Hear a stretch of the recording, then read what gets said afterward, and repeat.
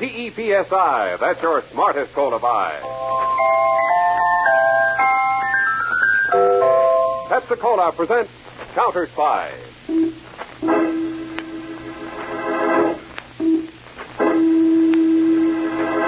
Washington calling David Harding, Counterspy. Washington calling David Harding, Counterspy. Harding, Counterspy. Calling Washington.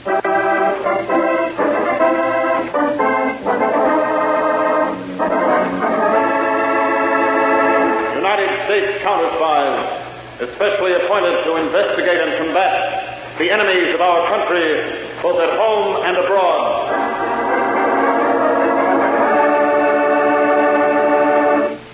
Tonight, the case of a poison peddler. A Counter-Spy report to the American people, brought to you each Tuesday and Thursday by Pepsi-Cola. Pepsi-Cola, it's a spot, 2 full glasses, that's a lot. That's right, you heard what they said. 2 full glasses of sparkling Pepsi from one big 12-ounce bottle. You're getting an extra glassful. And what a delicious glassful. The most refreshing, delightful cola that ever tickled your taste. You can't top Pepsi's tangy flavor. And that big, big bottle saves you money, goes twice as far. Pepsi's America's big, big favorite. And America's biggest cola value. So why take less when Pepsi's best? Whenever you reach for refreshments, remember, Why take less when Pepsi's best? And now, to Counterspy.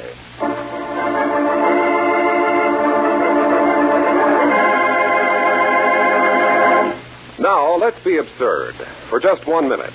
You know, and I know, it would be impossible, actually, to take a microphone right into the New York underworld and interview who's who. But if we could, there's one character we certainly wouldn't want to miss. Bugs Gonier. Bugs, come here a minute. Sure. That's my nickname, Bugs. I don't think I ain't known. Chicago, St. Louis, Elmira. That's a good pen, Elmira. Been in stir much, Bugs? So. A strange laugh you have. Lay off the criticism. When I was with the Hogan gang, I was took for a ride. My throat cut. Left for dead. Done something to my larynx and give me a funny laugh. I'm sensitive about it. How'd you get so powerful, Bugs? Mostly brains. A little double-cross here, a little double-cross there. Maybe having a guy being took for a ride. I got the biggest racket now in the country. Hey, Lily Bell. Yeah? Come here. She's ex-Folly. I was as good as the Follies ever had. I was the toast of Broadway. You're about 38? 26. Is your card? I taught her everything she knows. This guy, Diamond, he works for me, too. Hey, Diamond, who's the big shot? You are, Bugs. Tell him what I learned you. We've organized the Young Defenders Club. The idea is race hatred. Kids join the Young Defenders, and we sell them uniforms and thousands of badges for $5 each. We make $4 a badge. I make speeches at the meetings, get them excited against other races, so they'll smash store windows, throw rocks, and so forth. I'll tell them how I use you, Lily. Well, I go to stores run by the races we work up hate against and sell them protection from the kids. Nobody but Bugs Gonier could have sunk up a double racket like that. That's big money in selling hate. You'll have to pardon me now, you three. I got to return to the broadcasting studio. But I, too, hate you three and the things you stand for.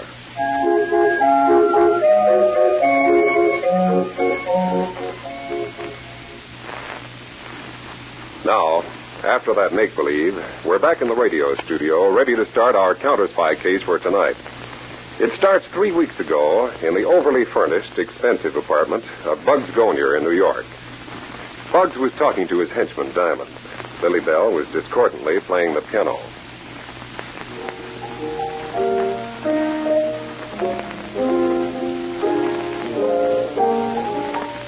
Lily Bell plays the piano like I play marbles. Good joke, huh? Bugs, tonight I'm going to begin speaking to the Young Defenders on Long Island. We should get 500 new members. That's $5,000. Hey, Lil, lay off the piano. Oh, I've got music in me. In the Follies, when I heard music. Come here. Next week, the kids out on Long Island will be all worked up, smashing windows. Lily Bell, you work Long Island next week, too. If Diamond can bring in $5,000 for dues, you should get $5,000 for selling protection to the stores. And the phone is for me. I'll get it. Diamond, Keep still. we gotta tell Bugs sooner or later. Not now. But if Bugs finds out... Curtains for both of us. Give me a week on Long Island, and I'll bring him back a bag of dough. You'll feel good. Then maybe we'll tell him the big secret.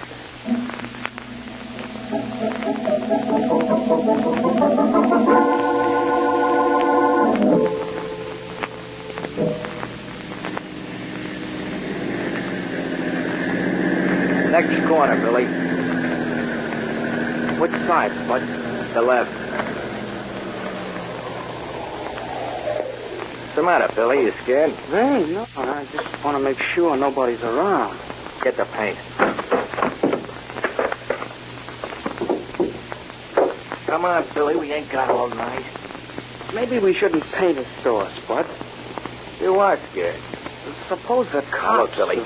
We joined the Young Defenders to show guys like Old Man Green we don't want them in this part of town, right? Yeah, I guess so. Well, then come on. We'll smear his whole store window with paint, and then we'll pour the rest of it in the doorway. We'll show this old uncle he can't mess around with the Young Defenders. And let's start painting quick. Yeah. Now, give me the small brush. I'm going to make a picture of him. Here you are.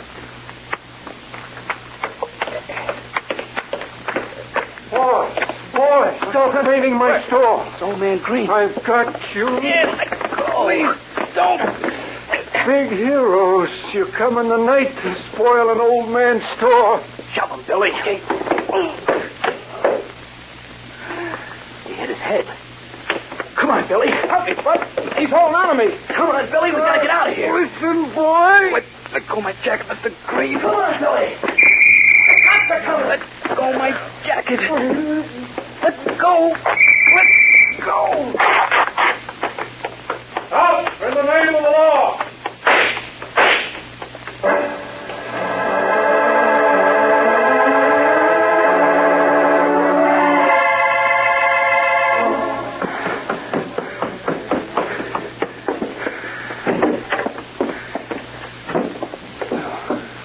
Who is it? Just me, Pop. Oh, Billy. Well, it's about time you got home. Didn't know it was so late, Pop. I was just going to turn out the lights, and then you... What's happened to your jacket? My jacket? Oh, I caught the pocket on the handle of a guy's car. I ripped it. Don't worry, Pop. I'll sew it. Even your mother, when she was alive, couldn't have sewed up a rip in your coat that bad. Visitors? This late? Don't answer it, Pop. Don't answer it. No, Pop, please. Well, they'll knock down the door if I don't. Don't open that door. Don't. Yes, who? Policeman. Sorry, Mr. Roy. I've got to come in. What's the idea of walking in here with a gun? That your boy? Yes. Come here, boy. Come here. Well, now look, what's happened? What's he done? Torn jacket. Now, bet this piece of cloth will fit that torn jacket. Look, my boy is a good boy. Now, why do you do this? Pop, please. What's he done? Killed a man. Killed a man? My boy killed a man?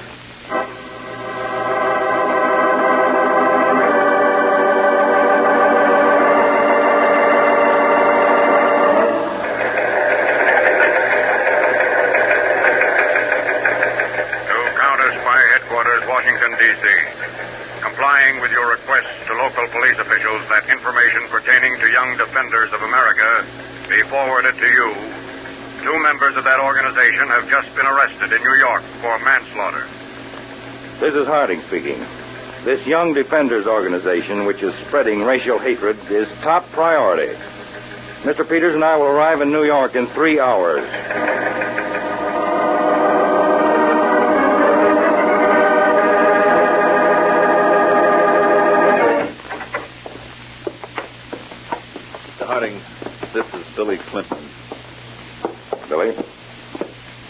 down.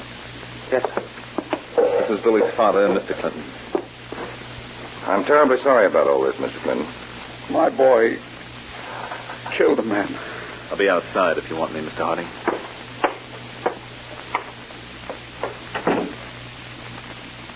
Well, Billy, you're in quite a mess. I know it, sir. How'd you get mixed up with these young defenders? Well, all the guys were joining it. Just seemed like the thing to do, to defend something. I see. You read the newspaper which is published for the young defenders? Yes, sir. Agree with it? Well, I didn't think too much about it, sir. I just read it. Did you ever hear a man named Vincent Diamond speak? Yes, he's the national leader. I know. He speaks to all our branches and members. Tell me, Billy, didn't it ever occur to you to question this bigotry, this hate of minorities and races that he was preaching? I don't know, Mr. Harding. You get so excited, you just join in. I see. Pardon me. Yes? Chief, the first report that Mr. Green died is not correct. He responded to treatment on the way to the hospital. Green has been in the operating room 4 hours. A delicate brain operation. There's a chance he might live. Oh, I hope so. This gives me an idea, Peter. Keep that information secret. Yes, sir. I want to talk to Mr. Clinton. Billy, I want you to leave us for a few minutes. Yes, sir. Can I kiss my father first? Certainly. I'm sorry, Pop. Go out now, Billy, like Mr. Harding said.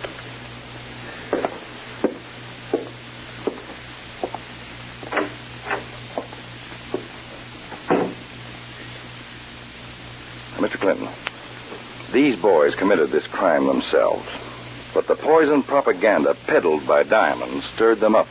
However, that isn't going to convict him. But why should the counterspies be called in on a thing like this, Mr. Harding?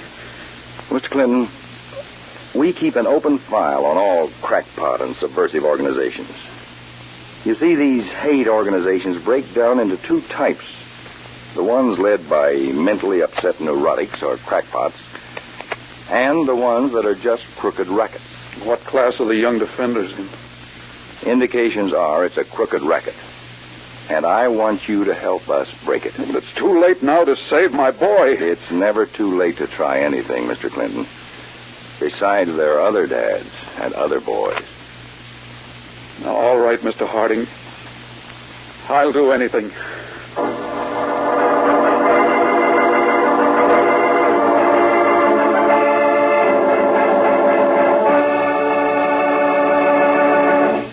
Back to Counterspy in a moment. Pepsi-Cola, kisses pop, 2 full glasses, that's a lot. Lot more value, lot more zest. Why take less when Pepsi's best? More and more, among fellows and girls, among mothers and dads, you hear that sane and sensible question, why take less when Pepsi's best? No budget, no allowance ever had a better friend than tangy, sparkling Pepsi-Cola. Because one big 12-ounce Pepsi bottle gives you 2 delicious drinks. That's twice as much tangy taste, twice as much delicious Pepsi to go just twice as far.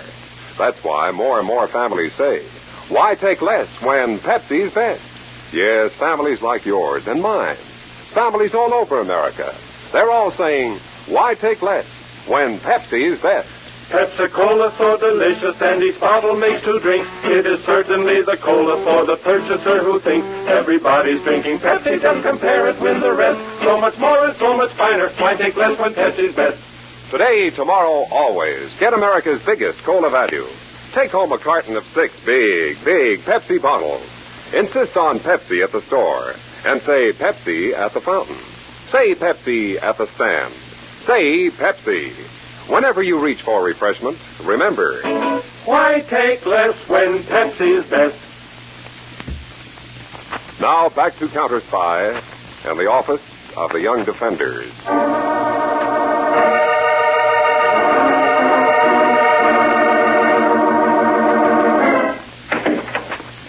Is this the office of the young defenders? Ever hear of knocking before you come in? You've answered my question. Listen, you windbag. When I was in the chorus, no man ever... Is this the office of the Young Defenders? Yes. Where's this diamond man who goes around making the speeches? None of your business. It is my business. Do you know who I am? Must I? I'm Mr. Clinton, the father of Billy Clinton. They've arrested for killing that storekeeper. Oh. Now I want to see that man Diamond. He isn't here. Where does that door lead? It's just to another office. I'll take a look. I told you, Mr. Diamond isn't here. Oh, well, Diamond's been going around talking to the boys at these Young Defenders meetings. He's in this just as deep as my son. But Mr. Diamond wasn't with your son. Well, he aroused Billy, so he did it. And I want to see him. I demand to see him. Who demands to see who? Who are you? I'm acquaintance to Mr. Diamond. I'll keep your shirt on, Pop. I don't like that laugh. I didn't ask if you did. Now get out and go away. I'm not going anywhere till I see that man Diamond. This is Billy Clinton's father. Billy was the boy who was painting in Mr. Green's store and killed the old man. Yeah. He's been banging all around the office. And I demand to see Diamond, or there's going to be plenty of trouble. Now, we've all got to protect each other. Huh? The same kind of undesirables Diamond is preaching about. They're going to persecute my boy in court. Wait a minute. I'm getting this wrong. What do you want? I want some money to hire defense in court for my boy. Oh. I'm a poor man. I haven't got any money for his defense. No, he's a member of the Young Defenders. The organization should defend him. Hey, you're right. Yeah. Yes, sure. The Young Defenders will defend your boy. But we can't defend him if he's... Quiet, Lois. We'll hire the best lawyers money can buy, Mr. Clinton. The Young Defenders will not allow your boy to be crucified. Oh, well, thank you, sir. Thank you. Why, sure. You come back to the office in a week, you'll see. Oh, well, that's wonderful now. Wonderful. We'll all hang together. Yeah, well, let's not use that word. We'll stick together. Right out that way, Mr. Clinton. Yeah. We've got to defend my boy. We'll be seeing you. Goodbye. Bugs, I ain't very bright, but Don't you get it, stupid? A defense fund. We'll raise money from every sucker on Diamond's list. We'll scream the kid's being persecuted because he's a Young Defender. We must rally to his defense. Oh. Who'd ever think of that but me, Bugs Gonia? You think if Diamond was in town, he'd think of it? We'll raise the dough by letter. Diamond will be awful sore taking over his end of the racket. It's a good time to show Diamond who's got the brains. We'll collect $100,000 by next week.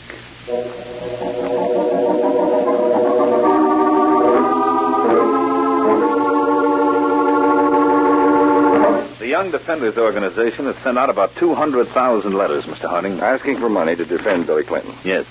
Oh, and Mr. Green is better. Good. But don't let that news get out. Right. Peters, who does this Diamond live with? He has a room by himself. But some way he's hooked up with a gangster called Bugs Gonia. Anything on, Bugs? A long past record, but no reason to pick him up now. There's also an ex-Follies girl mixed up somehow. We'll do some more checking on them. And just as soon as the money starts coming in for that defense fund, we'll have some legal reason for moving in on Diamond.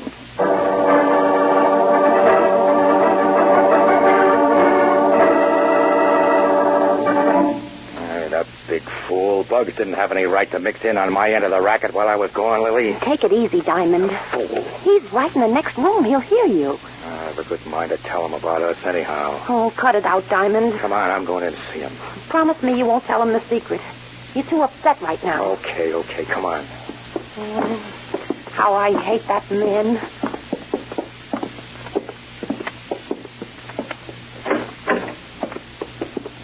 Say you're back, Simon. What's the sauce? You lemon? Cut that phony laugh. I don't like that, Simon. Well, I don't like you messing with my end of the racket. Listen to him, Lily. Sore, because in 1 week I rig it up to make more than he's made in 3 months. Everything I've done has been inside the law. They couldn't touch us. So what? The law could get us now. So what? For fraudulent use of the mail. We can get a couple of years in the pen through your stupidity. Yourself, Diamond. Please, Diamond didn't mean it. Oh, yes, I did. Stop it. Stop it, both of you. Well, forget it. Go on back to your room, Diamond. You go get dressed, Lily. You and me are stepping out tonight. Wait a minute, Bugs. Diamond, you promised. He promised what? What did he promise? How much will you sell me the young defenders for, Bugs? I'm selling nothing. Stop laughing that way. Don't give me order. Why, you...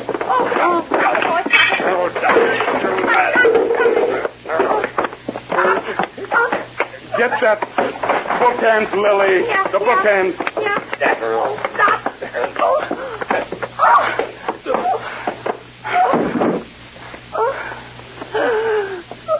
You try to hit me, Lily. Oh, no, Bugs. You try to hit me on the head. You missed and hit Diamond. No, I didn't, honest.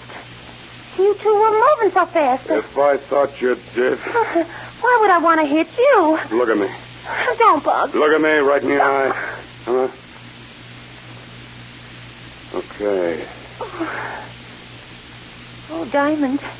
He's dead. Sure he is. You really hit him. Oh, what are we going to do? It's murder. If you hadn't have done it, I would. Oh. Now we just got to get him out of here. How? All right. It's dark. Car's in front. We'll pretend he's had too much to drink. We'll walk him out between us. Oh, I'm scared, Bugs. Awful scared. Hey, I got me another big idea. Another like this, I suppose. We leave him alone in the woods. In a couple of weeks, he's found. And who killed him? The young desirables that the young defenders have been working against. It'll get us a lot of new members. Come on, we got to get rid of them.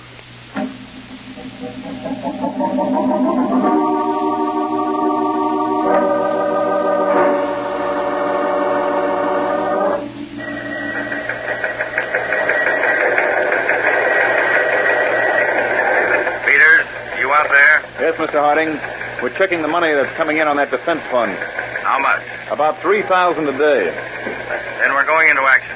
Come into my office. Yes, sir.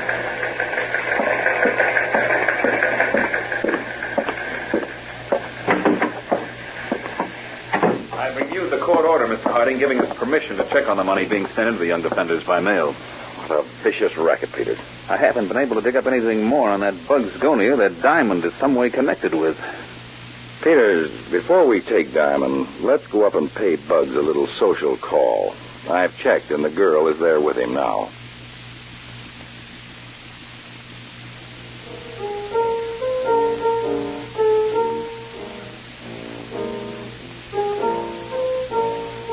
Cut it out, Lily. I'm sick of it. I said cut it out. And I'm sick of sitting around here doing nothing.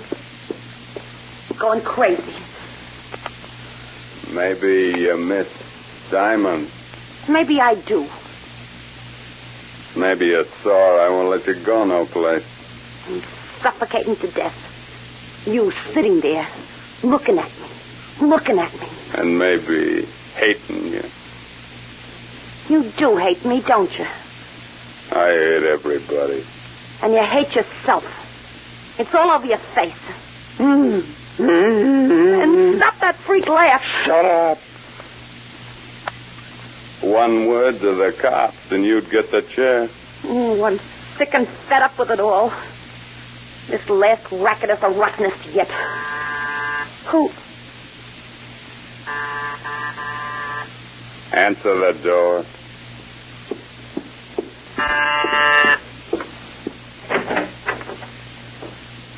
This Bugs Gonia's apartment. Who wants to know? What's the idea of coming here this time of night? I think we'll walk in. You got your nerve. I'm Harding of the United States Counterspies. This is Mr. Peters, my assistant. You Bugs Gonia? Good. Have a seat. Two of you have 2 seats.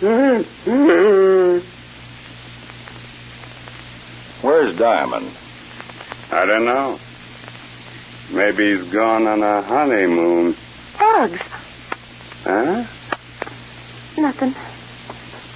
Does Diamond work for you? Nah. We're just passing acquaintances. What do you know about this hate racket, Bugs? stirring up racial hatred among ignorant people. Diamond does that? You're Lily Bell, aren't you? Yeah. That was the name in the Follies. You know Diamond pretty well? No, not very well. I know him by sight. Come from Wisconsin, don't you?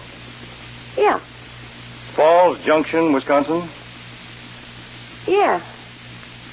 You recently got a copy of your birth certificate, didn't you? Where is it now? I don't know. Did you want to show it to someone at the little town of Wellington over in Jersey? Stop it. Stop it. Well, I've stopped. Shall I go on? What's the idea of all this? Your birth certificate wouldn't still be at the Marriage Bureau in New Jersey, would it, Lily? I don't know. Where is your husband, Lily? Oh, what's the use? I'll tell everything. Lily. I did marry Diamond. He's dead. He was killed in a fight right here in this apartment. Sir, stop him, Peter. Easy, I tried to hit Bugs over the head, and I hit Diamond by mistake. I had nothing to do with it. You know all about this hate racket, Lily? Yes, every bit of it. I was in on it, too. I'll tell you everything. Everything. All right, Peter. Get the cops on Bugs going here. Murder and accomplice to murder. And a whole list of federal offenses. Inciting race prejudice and hatred. The crime of intolerance is the worst of all. We'll do everything in our power to help wipe it out.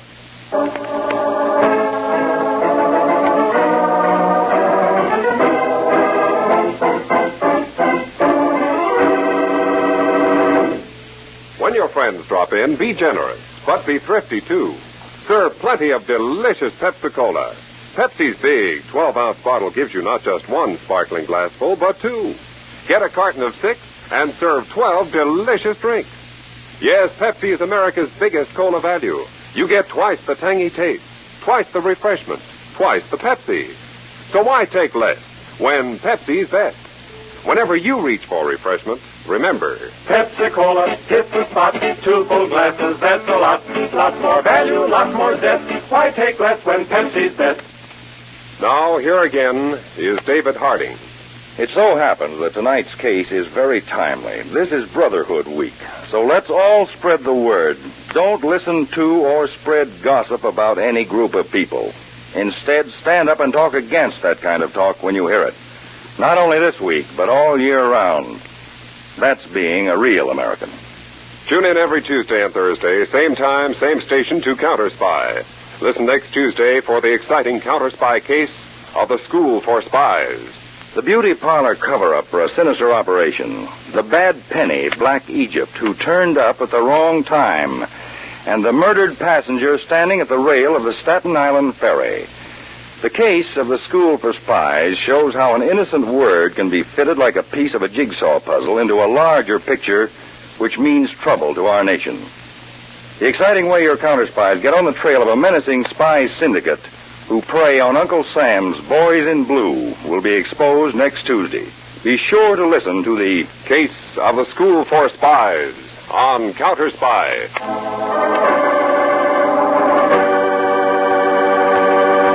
Tonight's Counterspy program originated in New York. It was directed by William M. Sweets and featured Don McLaughlin and Mandel Kramer with music by Jesse Crawford. Counterspy is a Phillips H. Lord production for Pepsi-Cola. Enjoy some Pepsi, ice cold tonight.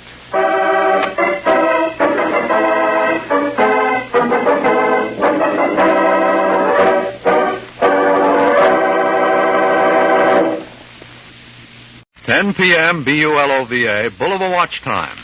Men, here's exceptional value. The handsomely streamlined Bulova Alden, 15 jewels, extremely dependable. Only $24.75. WEAF, New York. Washington, calling Counterspy.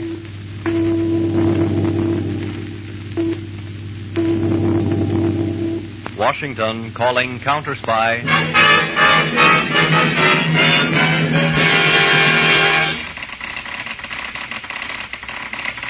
Harding, Counterspy, calling Washington.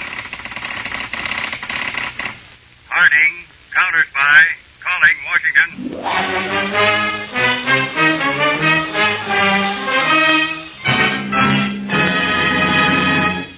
Blue Network presents Phillips H. Lord's Counterspy.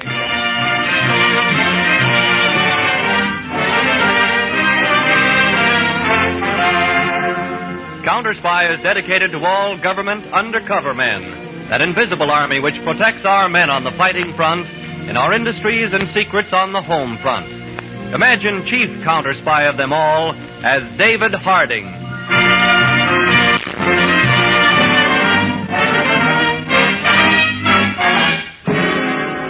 One of the methods enemy spies have been using recently to enter the country is to try and fly over our borders at night and drop by parachute in some wild section of a border state.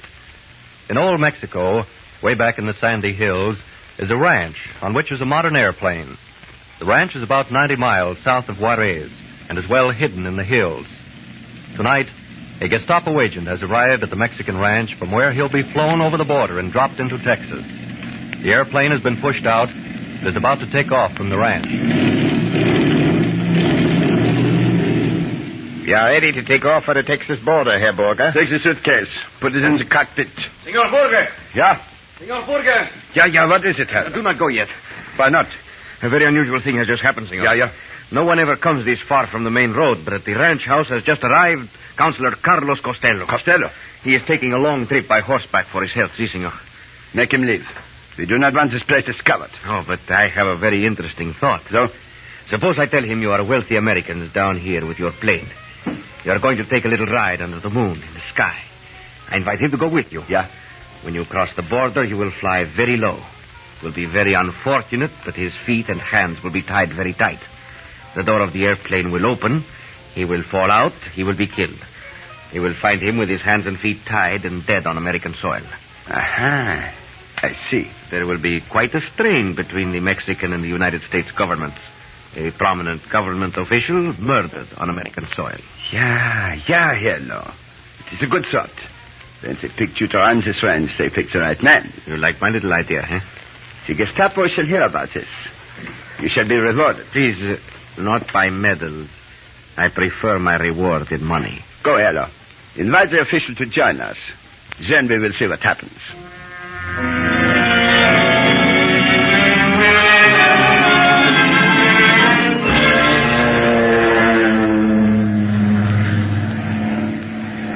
We are so glad you could take this little flight with us, Counselor. Ah, so beautiful. I was never in an airplane at night. With the moon. It is so romantic. You are aware, Counselor, we have crossed the border between Mexico and the United States? No. Is it not against the law? Oh, I am sure no one will object while we have such a distinguished gentleman of the Mexican government. What is the meaning of this? Oh, you need help, Burger. Yes, son. Tie his feet while I tie his hands. Jawohl. Who are you? The Gestapo, if you would like to know. Right now. Why are you kidnapping me? They are going to open the door of the plane, and you are going to fall out. No, you cannot. You will be found on American soil, and a very delicate international situation should result. You are a fool. All my bones will be broken. They will know I was thrown from an airplane. The Gestapo is not so stupid. We will fly very low, so you will not be killed. But your body will not be mangled either. Drop as low as you can. Soon Mexico, like the United States, will belong to Germany. And you will be glad that you are dead. You pig! Laugh! Now,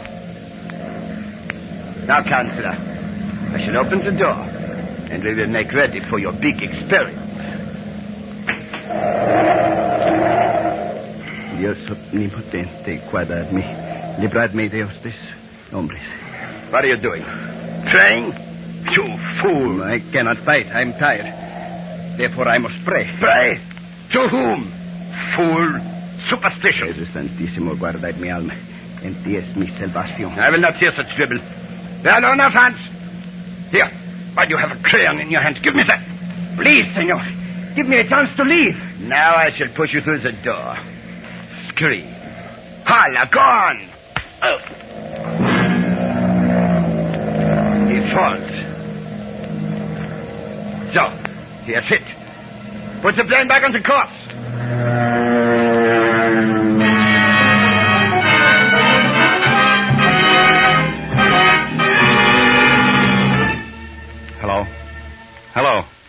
Proceed.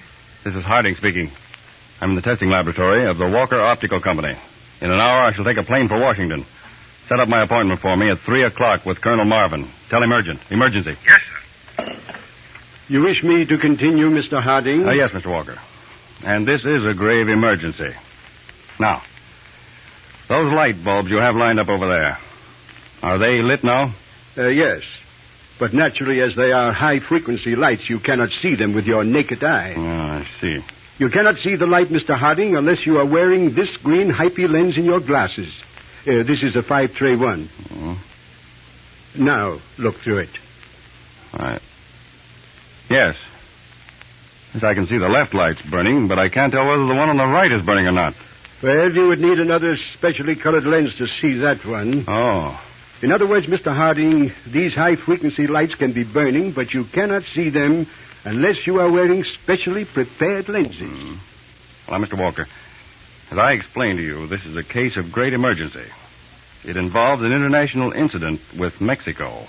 I see. How soon could you make me 12 pairs of each of these two different lenses? Why, I believe by 8 in the morning, Mr. Harding. Good. I'll have a Navy plane waiting off Pier 3 and a government car here to deliver them to the plane at 8 sharp in the morning. Right now, I'm going to fly to Washington.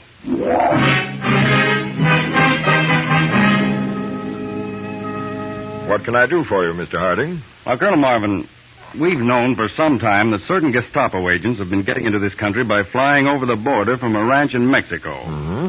Now, they're landing in a deserted section of Texas, where they usually stay for several days before leaving for different parts of the United States. In other words, you've allowed them to enter this way because you know how they're entering. And that's better than stopping this route and forcing them to find some other method, which may take you months to discover. Is that it? Exactly, Colonel. Harding, you know we'll do anything possible to help you. Now, Colonel, tomorrow night I'd like to have about 8 Army planes from Field A-46 fly all over the state of Texas and into Louisiana. Now, I'll be at field headquarters in Texas with a map to get their reports. What information are you looking for, Harding? Well, now, one house which we recently raided had up the chimney a high-frequency light. Now, that light can't be seen at night when you're flying over the house unless you have a certain colored lens in your glasses. Mm-hmm. I feel sure that there are a certain few houses for, let's say, 200 miles in Texas which have these lights hidden up the chimney. I see. Now, the pilot who's flying these foreign agents in wears these special colored glasses. He can see these high-frequency lights placed in the chimneys, and these help keep him on his course. And you want to locate every house which has such a light, huh? Yes, and it's vital. I'll have a plane ready to leave in 2 hours, Harding, and I'll fly down with you to see that you have everything you need. Thank you, sir.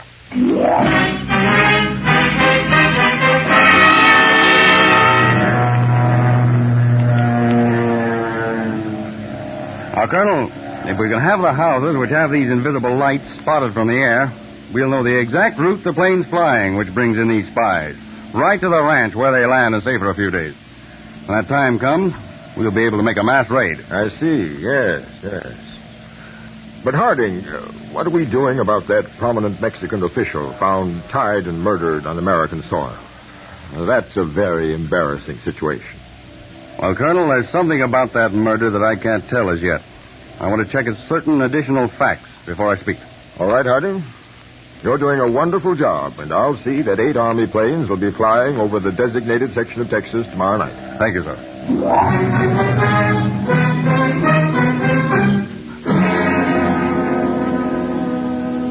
Just look at this chart, Mr. Harding. That last report mentioned this house.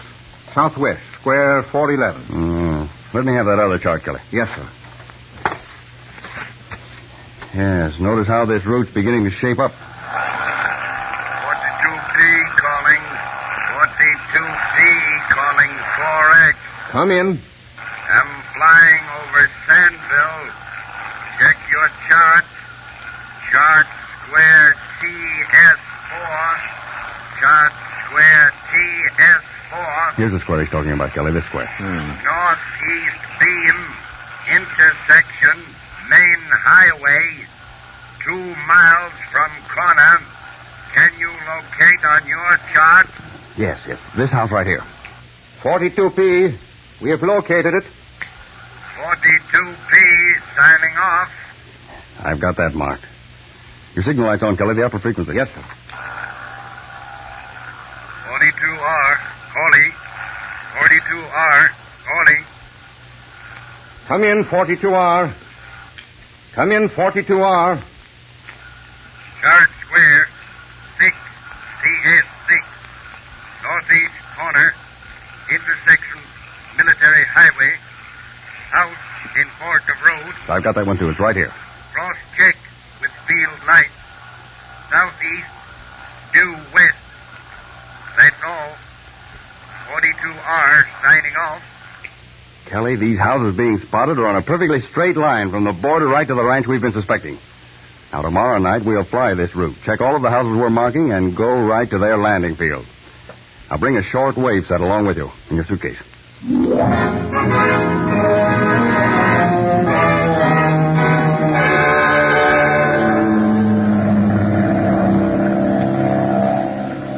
We've seen every light the pilots reported last night, Mr. Harding. As we should spot that ranch and their landing field most any minute. Yes, sir. Kelly, I'm going to tell you something that nobody else knows. It sounds plenty serious, Mr. Harding. You know that high Mexican official found murdered on American soil? Yes, sir. Well, he was murdered by members of this spy ring we're after right now. You mean they got him in Mexico, flew him over the border, and dropped him from a plane? Yes. But that isn't all. It wasn't the body of a high Mexican official. But his papers. He was identified. I did the identifying. Oh. And who was it? It was one of our own counterspies, Kelly. Tado Zales. Tado? Murdered? Yes. I was working with the Mexican authorities. We suspected this Mexican ranch, so the Mexican counselor was taken into our confidence. He went into hiding for a few days. And Tado, posing as a counselor, visited the ranch. Well, he was evidently surprised by them and dropped out of a plane. Good Lord. But how do you know he was dropped from a plane, Mr. Harding? The old trick. In the scuffle, he got a pencil from his vest and hid it in the palm of his hand. While his hands were tied together, he was able to write on the palm of one hand the word air. There's the landing field, Mr. Harding. Yes, there's the large ranch house, the two barns. It's barren, all right. Tado. Murdered. We'll land, and I'll have the pilot take off immediately. Oh, Lieutenant, land as far from the house as you can. We'll hide the suitcase with a short wave set out in the field. Perhaps they won't hear us land. We can get to the house before they know we're here.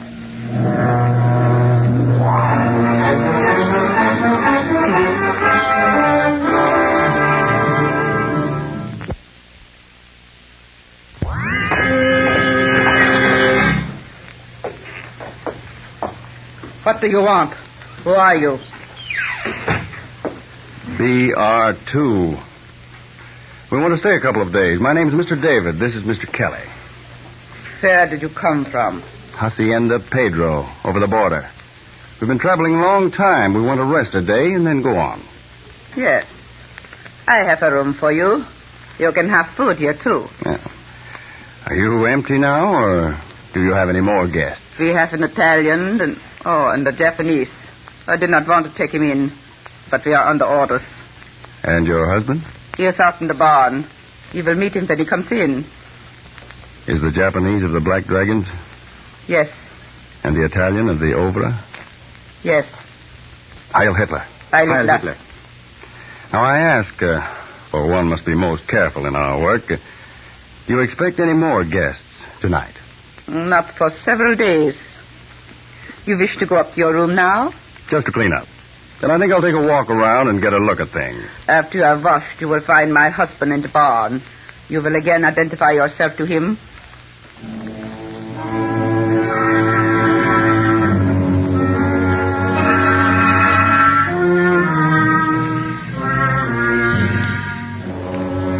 Calling 42B. Calling 42B. Calling 42B. Come in. Calling from field at location specified.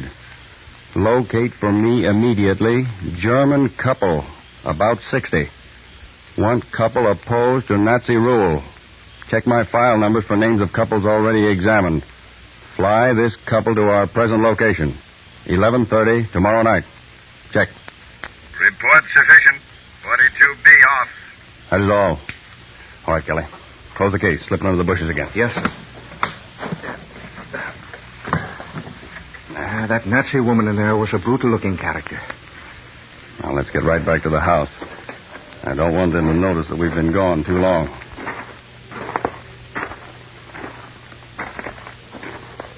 What did you think of her husband? I'll answer that a little later. If I'm not mistaken, I've got a complete report on him in Washington. A fanatic, isn't he? Aren't they all? Would they be Nazis if they weren't? Well, if you weren't in on the inside of things, though, you could stop at the ranch and not guess anything was wrong. Oh, yes, they're clever. What was that? Quick, get back to the house.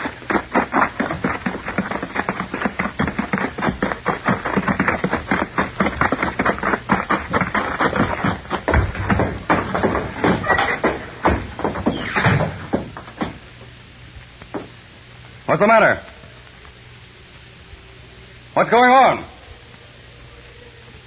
Where is everybody?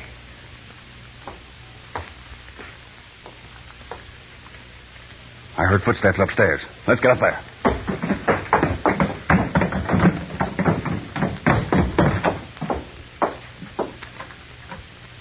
Where are you? What do you want?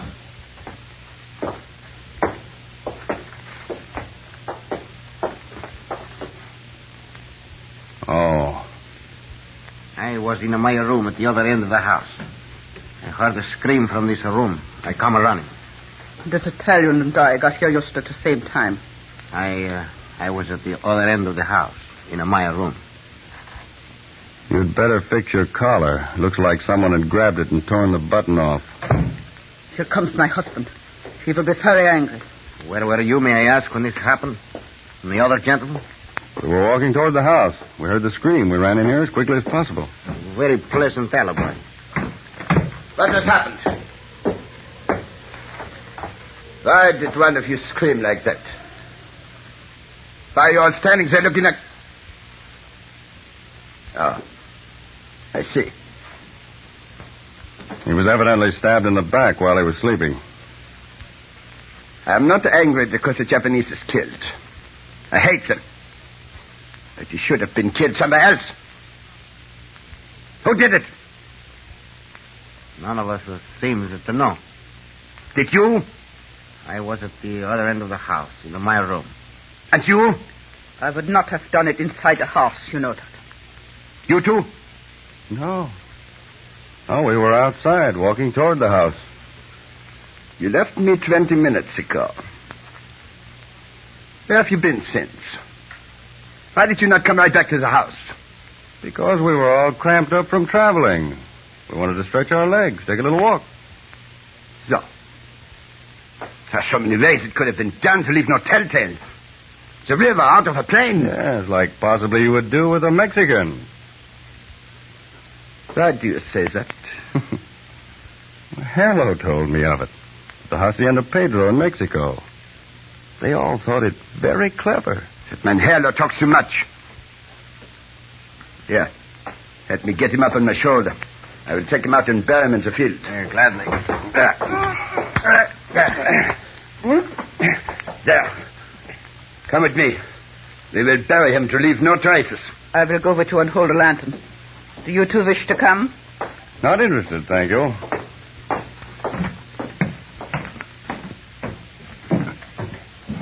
Kelly, will you do me one favor? What, sir? Kick me just as hard as you can. Why? Well, the minute I saw that Jap had been murdered, by habit and instinct, I started to ask questions. I knew the Italian had killed him. And all I'd have had to do was to ask about 3 more pointed questions, and there'd have been plenty of trouble. Come to think of it, you're right. You didn't think the woman killed the Jap spy? I think they were all in on it. It was planned before we got here. But that teaser you put out, Mr. Harding, you got results, didn't you? Yes, he fell for it. He's the one who thought Zollish was the Mexican official and threw him out of the plane. What's our next move? Just sit tight until the Army plane arrives at 11:30 tomorrow night.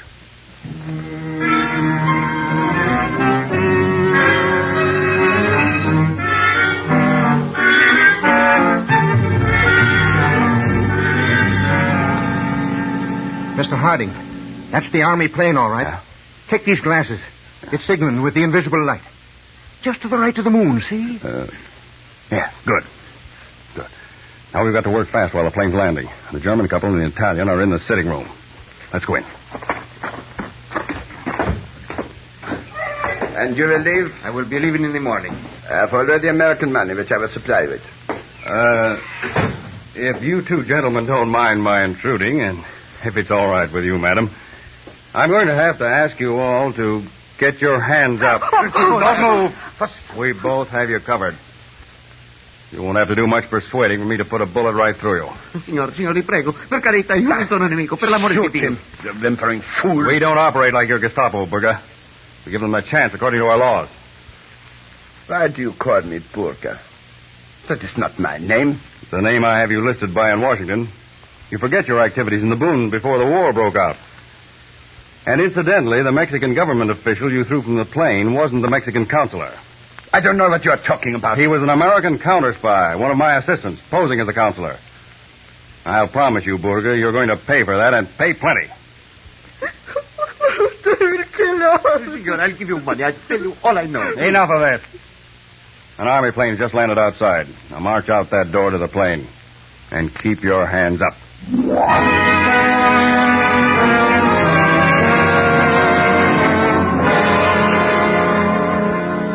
Mr. Harding, that's a sweet old couple the plane brought down. Yeah. Motherly-looking soul, isn't she? You wouldn't think that this couple who just arrived and the other couple who we took out to the plane were both German. Well, there are some Germans who are not Nazis. Well, I'll let them finish looking around the house, and we'll leave in the Army plane with those others we're taking with us. Well, I believe we have seen it all, Mr. Harding. It is quite a place. Now, do you two feel that you can live here and pretend to be Nazis? And run this place for the spies who come over? Yeah, Mama is a great actress when she needs to be. And so is Papa. I will run the house, and he will look after the outside and the little radio station to send you the information. Good. Now, as soon as a spy arrives, we shall want his complete description. Something that he's touched so we can get his fingerprints. Knowledge of where he's going, and any information about what he has in his bag. We shall see you have it all, eh, Papa? We shall do everything. We shall give our lives to see the Nazis crushed and wiped off the face of this earth. You two must have had a terrible experience from the report. Oh, we lived just outside of Hamburg. We were happy. And our two boys had graduated and were the ministers of the German Lutheran Church. It was in the middle of the night. Oh, Papa. The Gestapo broke in the front door and dragged our two boys out of bed. Then they came and got Mama and me. You forgot. They beat our boys because they were ministers of the church. They dragged them outside. They tied our boys to the fence. They made us watch. The Gestapo stepped back and took aim and shot them. Our youngest boy, Hans. He did not die. So the leader of the Gestapo put a pistol to his head, spit at him, and fired. The leader of the Gestapo tore off the crucifix that Hans wore around his neck. He threw it on the ground, stepped on it. Then he raised his arm at the Nazi salute and said, Heil Hitler, the Führer will rule the world. We left Germany, Mama and me. It took us 4 months to escape across the border, but we did it. Now we are in this country. God bless it. Then you know what it means to have the Nazis rule. Wait, I hear footsteps. Somebody's coming. Careful now, there may be trouble. Yeah? Come in. I am a traveler, X4 from Mexico, from the Hacienda Tedo. You have arrived at the right place, X4. Good. Our plane was forced down. I have had to come the last 100 miles by motorcycle. Heil Hitler! The Führer will rule the world. The Führer will rule the world. I remember. I shall show you to your room. Who are these men? We don't ask questions like that around here. Yes, you are right. Take my bag. Yeah. Mama, bring a light from the mantel. We will show this gentleman to his room. Yeah, Papa? This way, please.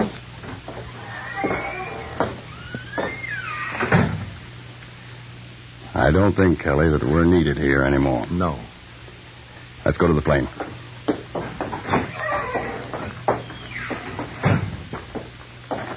Look how bright the stars are tonight, Mr. Harding.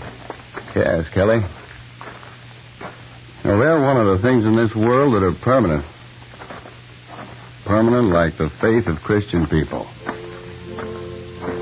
At the time of the Crusaders, barbarians tried to crush faith from the face of the earth.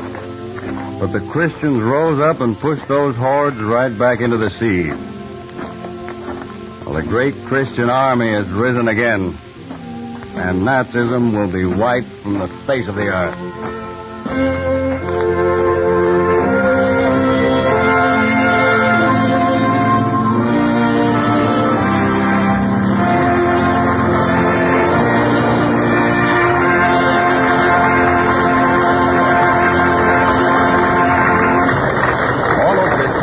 Is spread a great army of counterspies, men whose names may never be known or their deeds ever revealed. But 24 hours a day, 7 days a week, these counterspies are the guardians of our home front.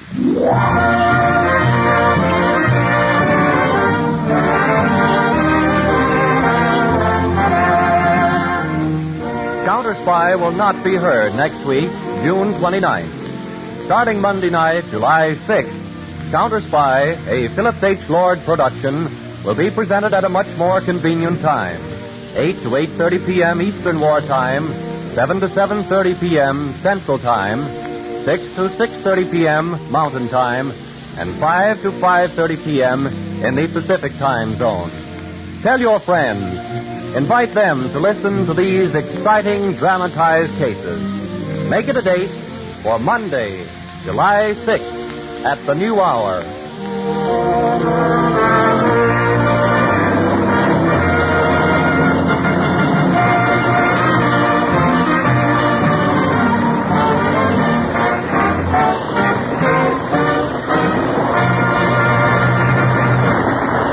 Join the 10% Club, whose membership is composed of all patriotic Americans who are voluntarily putting 10% of their incomes regularly into war bonds and stamps. Here's all you have to do to become a member.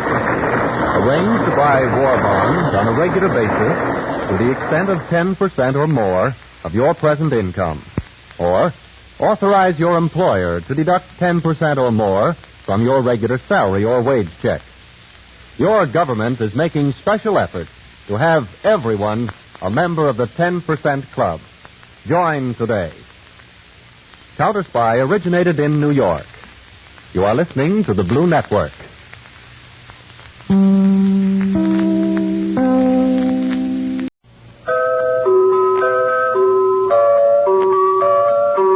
Pepsi-Cola, P-E-P-S-I, that's your smartest cola buy. Pepsi-Cola presents Counterspy.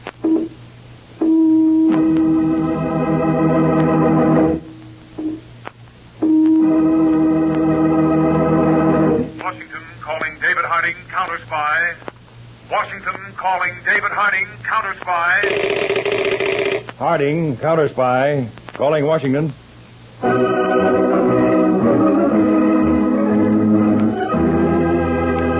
United States Counterspies, especially appointed to investigate and combat the enemies of our country, both at home and abroad.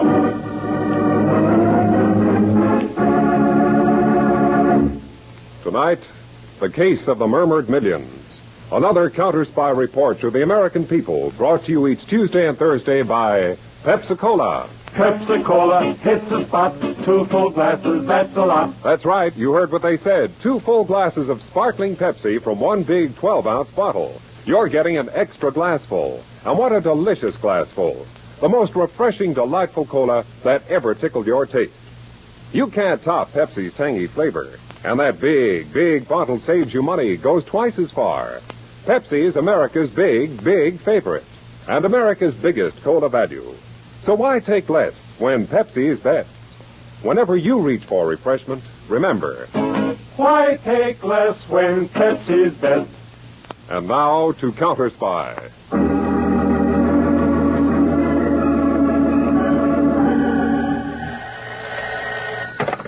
Hello? Oh, yeah, Tony. With the same guy? Boy, that little two-timing. Where are you now? Oh, downstairs in the lobby. Is she on her way up? No, you don't have to tail her anymore. I got enough for a nice big burn. Okay, ring off. Dames. I learn you. So, Rocky, I got something I want to talk to you about. Me first, Dud. I got something I want to give you. Well, it's about time. I've been due for... You've been due for this for a long time. Rocky! No babe makes a jerk out of Rocky. Done. Oh, Rocky, don't! Time and me for a two-bit con man. Oh! Oh, stop it, Rocky. Stop it, I tell you. Don't tell me nothing. I know it all. Nobody pulls the wool over Rocky's eyes. Oh! He's good, this guy, Norman. Huh? Worth taking a beating for? He's that good at playing around? Oh, no, Rocky, no, please. Please, this was business, strictly business. You know what I think of that kind of business? Oh! Listen.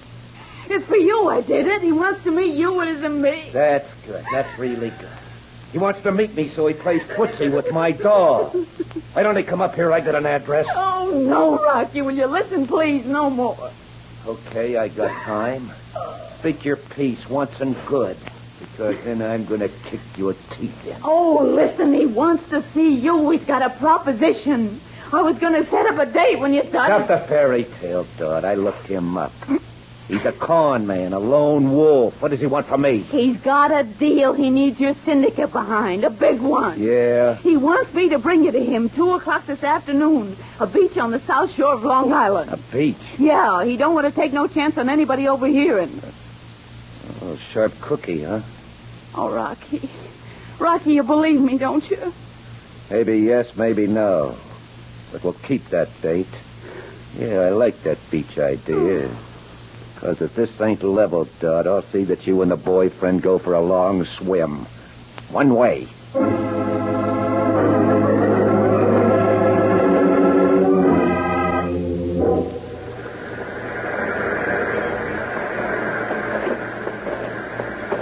That's him, Rocky, down on the beach. Come on. Yeah, sure.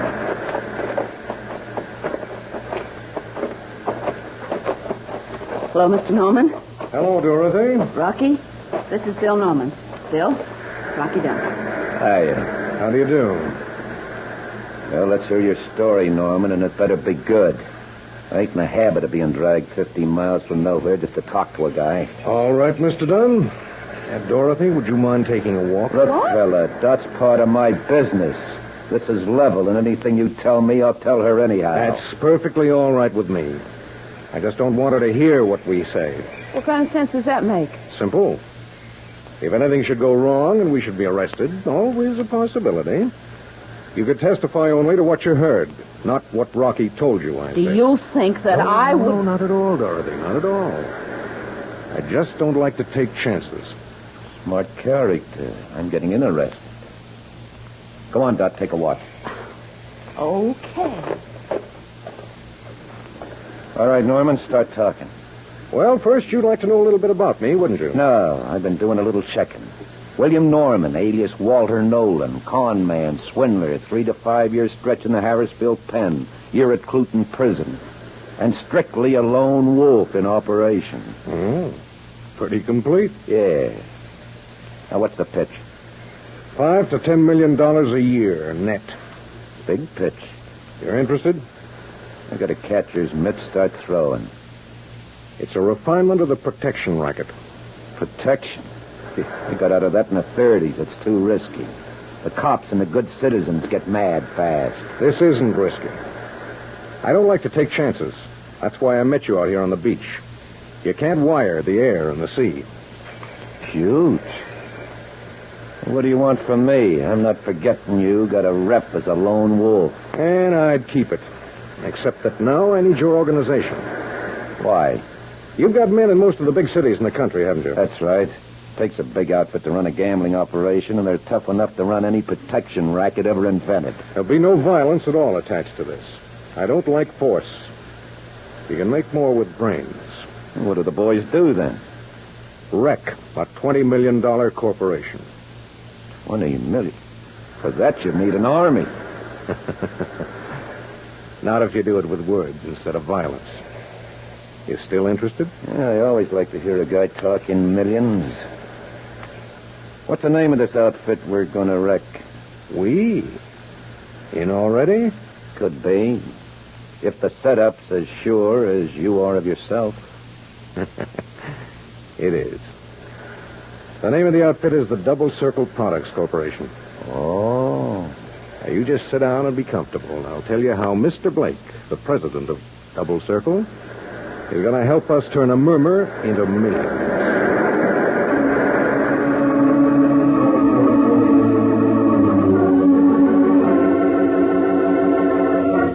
All right, Mr. Norman, you've got 5 minutes of my time. Make it brief and to the point. I'm a busy man. All right, Mr. Blake. I'm here to sell you the services of my organization, Norman Associates, Public Relations. You're 5 years too late. I already have a public relations agency. Right, Mr. Blake.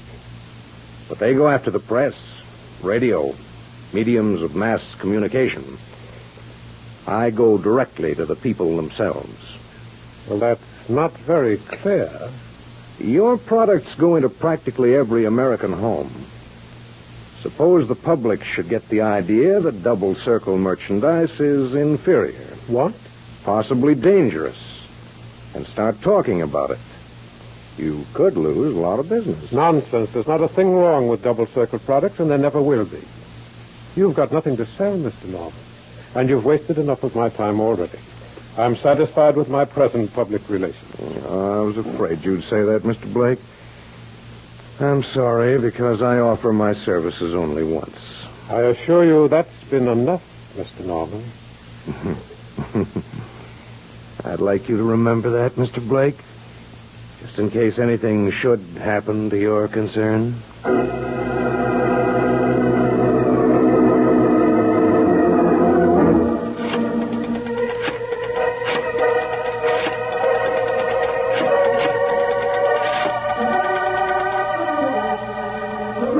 Hello, Dorothy?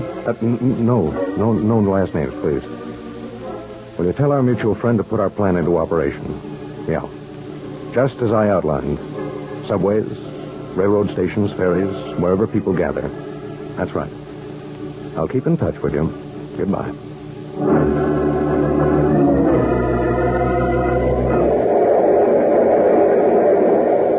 These subways are getting more crowded every day.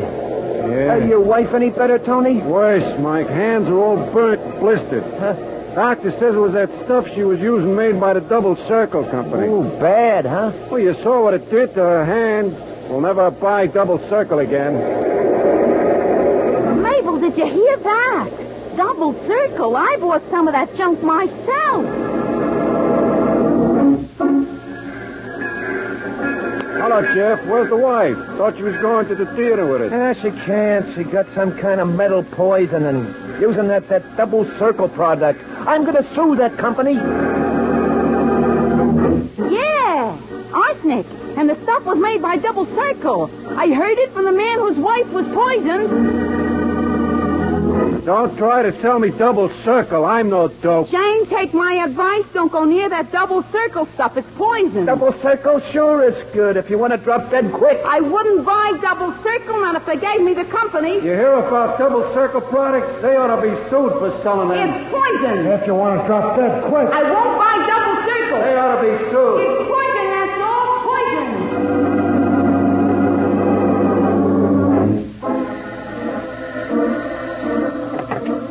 Blake speaking. What is it? More cancellations? From where now? The West Coast. Look, we've simply got to put more pressure on our salesmen.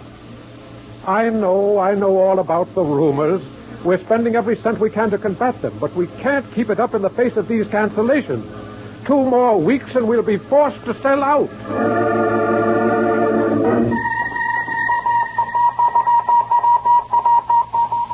From Federal Securities Commission to David Harding, Chief United States Counterspies. request preliminary investigation into failure of Double Circle Products Corporation. Stockholders' loss enormous. Evidence of malfeasance or fraud should be forwarded to us for prosecution.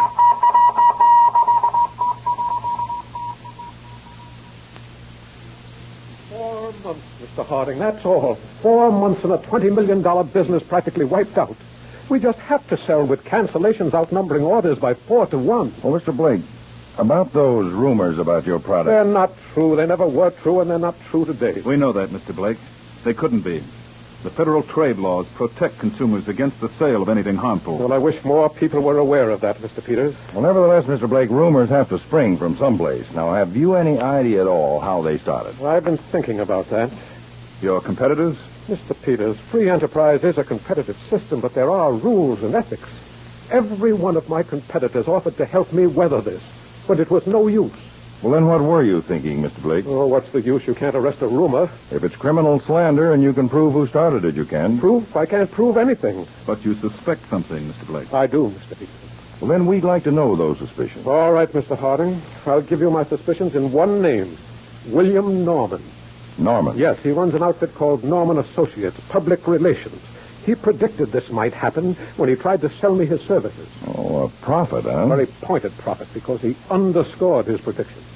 When the rumors started, did you try to get in touch with him? Well, not at first, Mr. Peters, but later on I did. In fact, I offered to retain his services to see if that would stop the rumors. But he wasn't for hire then, was he?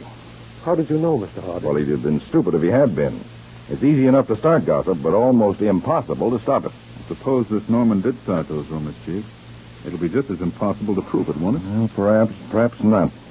But before we jump to any conclusions, I'll want to know more about William Norman. Well, my secretary has his address and phone number, Mr. Harding. I get it, Peters. And put Norman's name through the works. I want to know everything about him, from the day he was born until the day you hand me your report.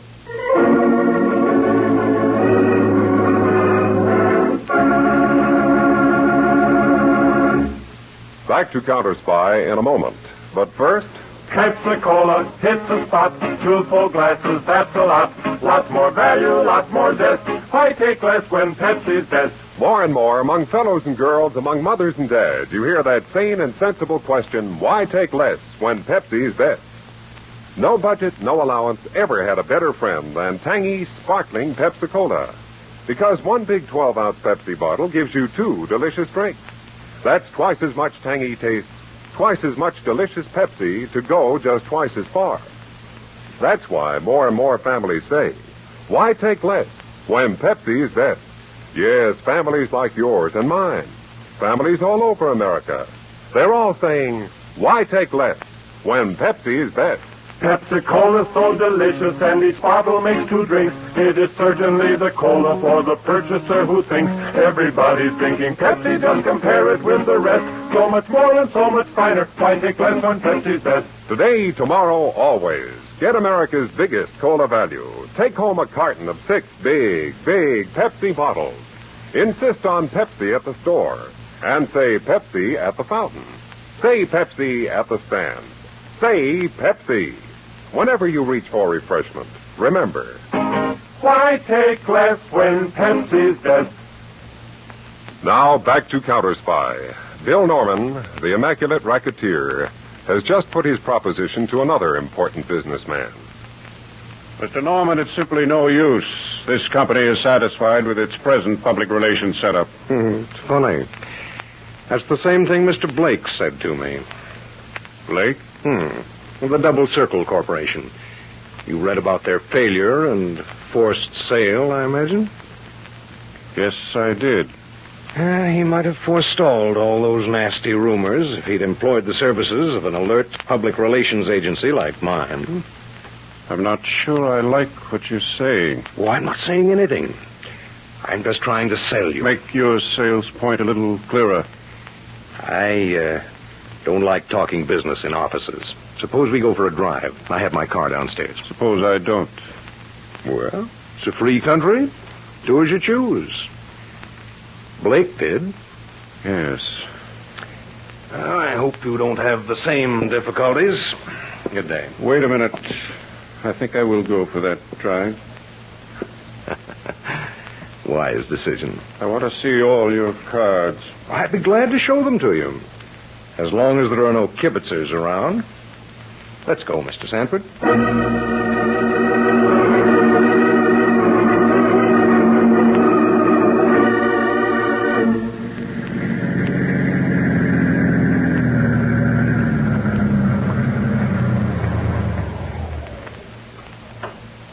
All right, Mr. Norman, let's have your proposition. Not here, Mr. Sanford. I even suspect my own car. Someone may have wired it. We'll just go for a little walk in this field by the road, and then talk. Whatever you say.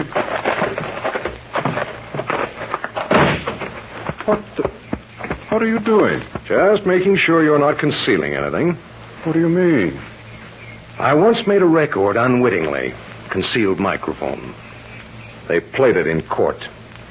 Liked my voice so much, they gave me a year's engagement in a penitentiary.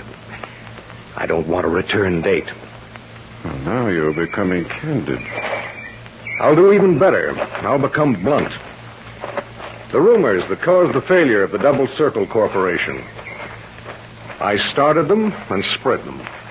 That's quite an admission. Isn't it? Suppose I repeated it to the authorities.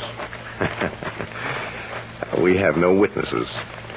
I'd simply deny it and then sue you for slander and defamation of character, on top of which rumors about your products would start. And with what your company sells, think of the pleasant tales I could invent. Just a dressed-up version of the protection racket, huh? Well put, Mr. Sanford.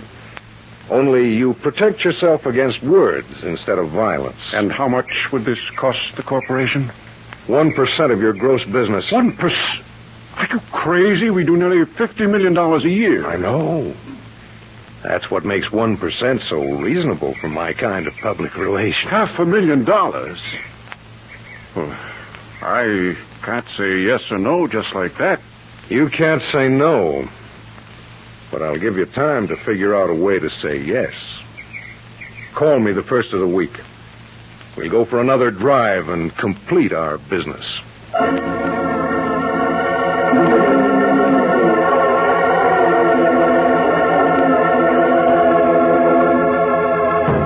Here it is, Mr. Harding. The report on William Norman. Complete? From the day of his birth, September 12th, 1911, up to and including yesterday when he called on Colton Sanford of the Sanford Beauty Corporation.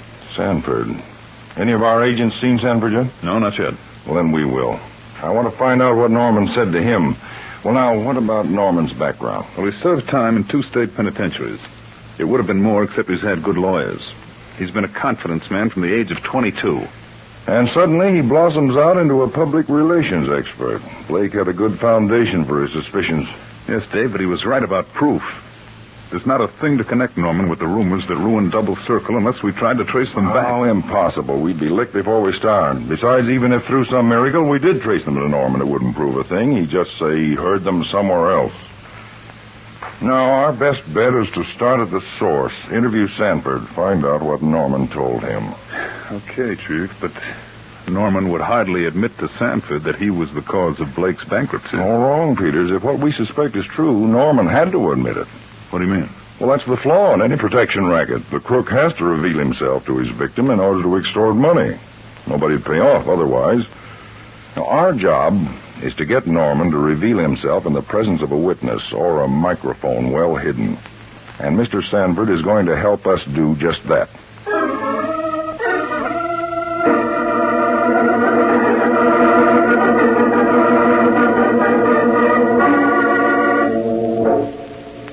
That's right, Mr. Harding. You and Mr. Peters have reconstructed the whole picture. Norman definitely admitted he did the Blake job. Admitted he boasted about it. But if you've got any idea about my testifying in court, forget it. It would be my word against his, and you couldn't convict him without supporting evidence. Well, if we got that supporting evidence, you'd testify, wouldn't you, Mr. Sanford? With pleasure. But how are you going to get it? I've told you Norman won't talk with a third party around. I told you about his searching me. Norman sounds even smarter than his record indicates. Well, perhaps too smart, Peters. Mr. Sanford, you say Norman didn't start talking until you were well away from his car. That's right. He wasn't taking any chances on eavesdroppers. When you meet him again, it's supposed to be the same setup, huh? Yes. Same place? Well, I don't know. The last time we drove around, he just seemed to stop at the first convenient country field. Well, that gives us no chance at all to stake out microphones and recorders. Maybe we can do it another way. Well, how, Mr. Harding? You want proof that will stand up in court. The only way you'll get it is from Norman's own lips. Right, Mr. Sanford. That's just where I intend to get it. When are you supposed to meet him? The next 2 or 3 days. I call him to set the time. Okay. Make sure it's daylight. And as for the date, Peters, call the Meteorological Bureau in Washington. Tell them to give you as positive a forecast as they can on the weather for the next 3 days. Now, Mr. Sanford. Yes, Mr. Harding. You'll meet Norman on the nicest day of the 3. Well, what are you going to do, Mr. Harding? Just what you suggested. Convict Norman from his own lips.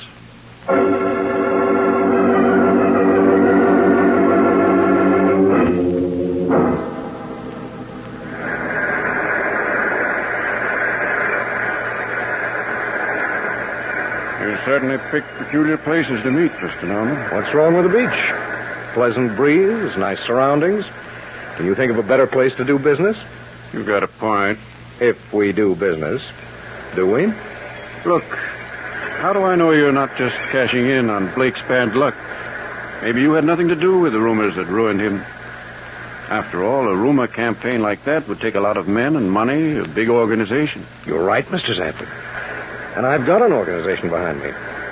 One of the biggest syndicates in the country. The syndicate of Rocky Dunn. Rocky Dunn? Yeah, so you read the papers. Well, I give the word, and in 2 hours, his men will be spreading rumors across the country about every product you make. Now, do you pay off, or do I give the word?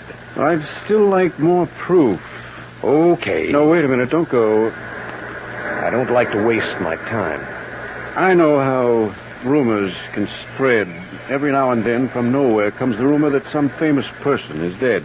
So? Let's pick a name. Say, Bert Clancy, the baseball player. He's in good health. If I hear he's dead from some public source, then we can do business. That's not bad, Mr. Sanford. In fact, it's good enough for me to file for future use. Then it's a deal? Yeah. And when you hear Clancy's dead, call me. I'll come around to collect my first quarterly retainer.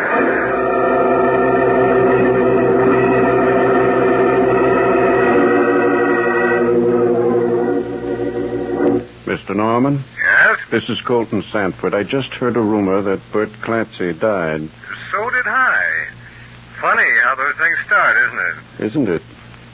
Incidentally, we've decided to retain your firm for public relations. Oh, I'm glad to hear that. If you'll drop around our conference room in about an hour, our vice president in charge of personnel will outline the company policies. Oh? And, of course, give you your first quarterly retainer. Splendid. I'll be very interested in learning the company policy. 1 hour, then. Goodbye.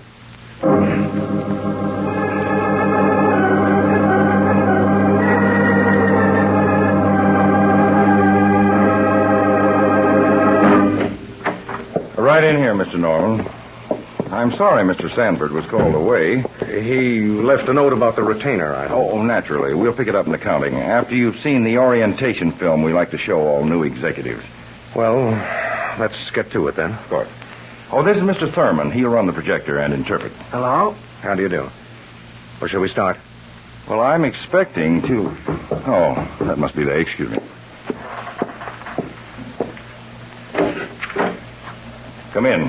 After you, Rocky. Now, listen, I don't want to... Norman. What? Mr. Dunn. You know each other?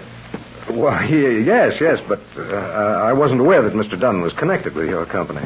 I thought he was connected with your firm. Hey, what is this double talk? Don't you know who this guy is, Norman? I don't think I got the name. I didn't give it, but it's Harding, David Harding. The Counterspy, Norman. This is some kind of a pinch. Keep quiet, Mr. Dunn. I'm sure Mr. Harding will explain the meaning of this himself. With pleasure. But first, I'd like you to look at some moving pictures, Mr. Norman. Peters, will you turn out the lights and stay with Rocky? Right, Chief. Thurman, start the projector. Yes, sir.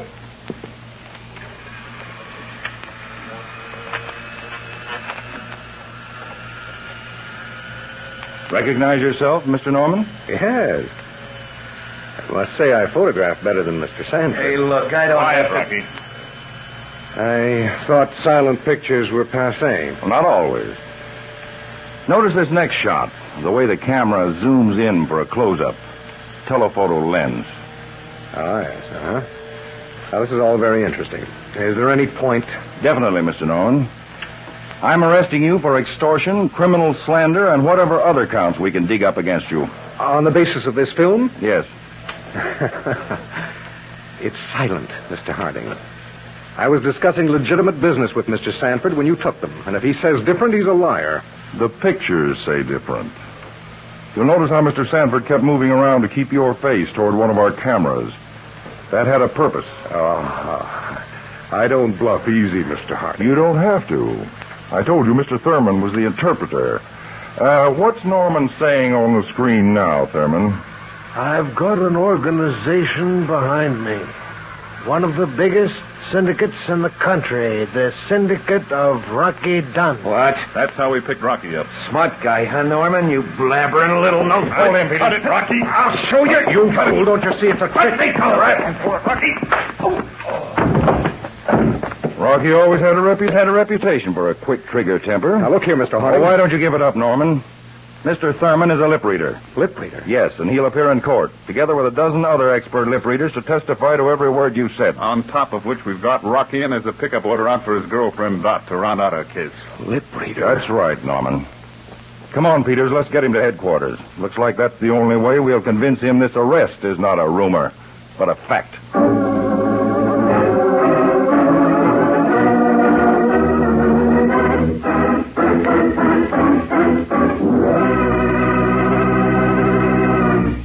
When your friends drop in, be generous, but be thrifty, too. Serve plenty of delicious Pepsi-Cola. Pepsi's big 12-ounce bottle gives you not just one sparkling glassful, but two. Get a carton of 6 and serve 12 delicious drinks. Yes, Pepsi is America's biggest cola value. You get twice the tangy taste, twice the refreshment, twice the Pepsi. So why take less when Pepsi's best? Whenever you reach for refreshment, remember... Pepsi-Cola, hits and stops, truthful glasses, that's a lot. Lots more value, lots more zest. Why take less when Pepsi's best? Tune in every Tuesday and Thursday, same time, same station to Counterspy. Listen next Tuesday for the exciting Counterspy case of the Statue of Death. The silky-coated carrier that outsmarted an electric eye. The gift of appreciation that caused the death of an innocent woman. And the clicking guardian that halted 2 international agents who carried molecules of murder. Be sure to be tuned in next Tuesday to the case of the Statue of Death on Counterspy.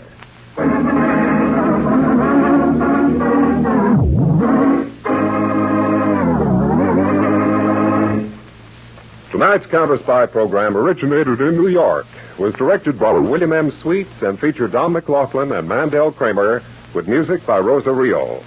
Counterspy is a Phillips H. Lord production for Pepsi-Cola. Enjoy some Pepsi, ice cold tonight.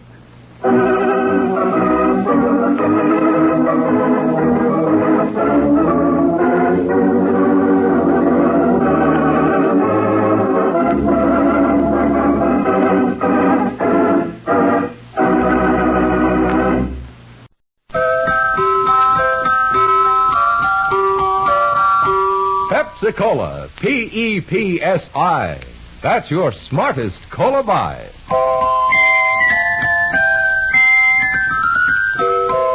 Pepsi-Cola presents Counterspy.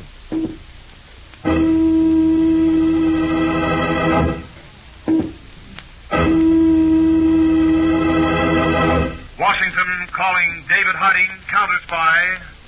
Washington calling David Harding, Counterspy. Harding, Counterspy. Calling Washington.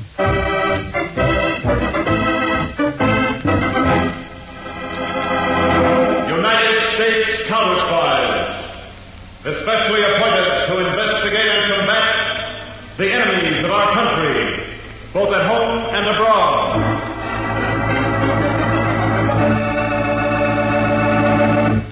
Tonight, the case of the magic murder.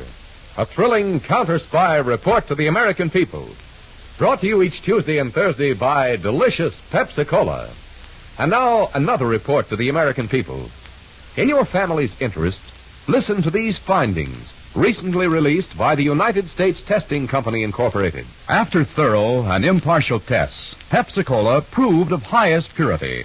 Pepsi-Cola has more quick food energy and value, ounce for ounce, than any other leading nationally known cola. Yes, tested, compared against all other leading nationally known cola drinks, Pepsi-Cola won out. You get the best and twice as much in delicious Pepsi-Cola. And now to Counterspy.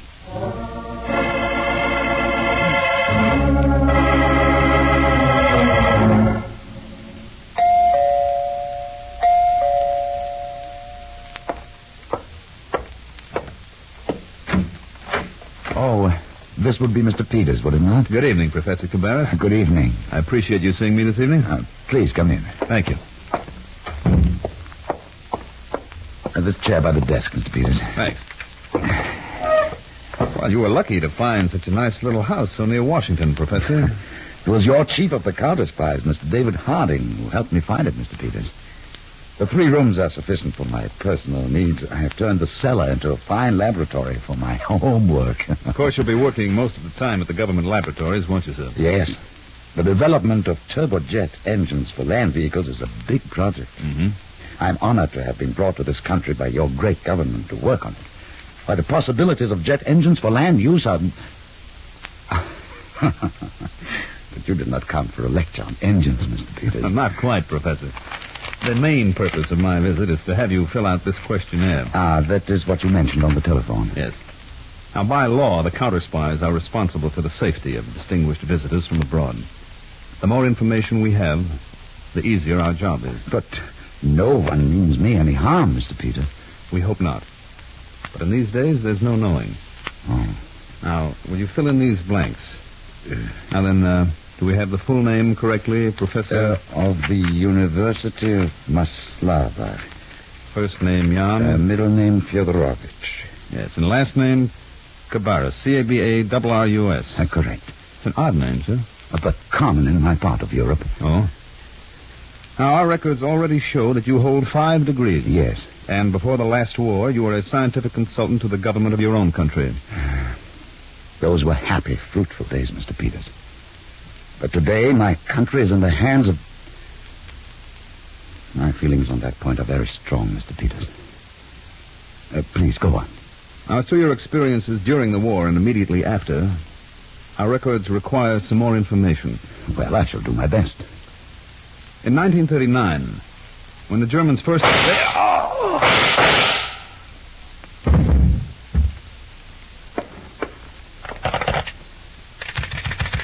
Operator, give me Counterspy headquarters at once.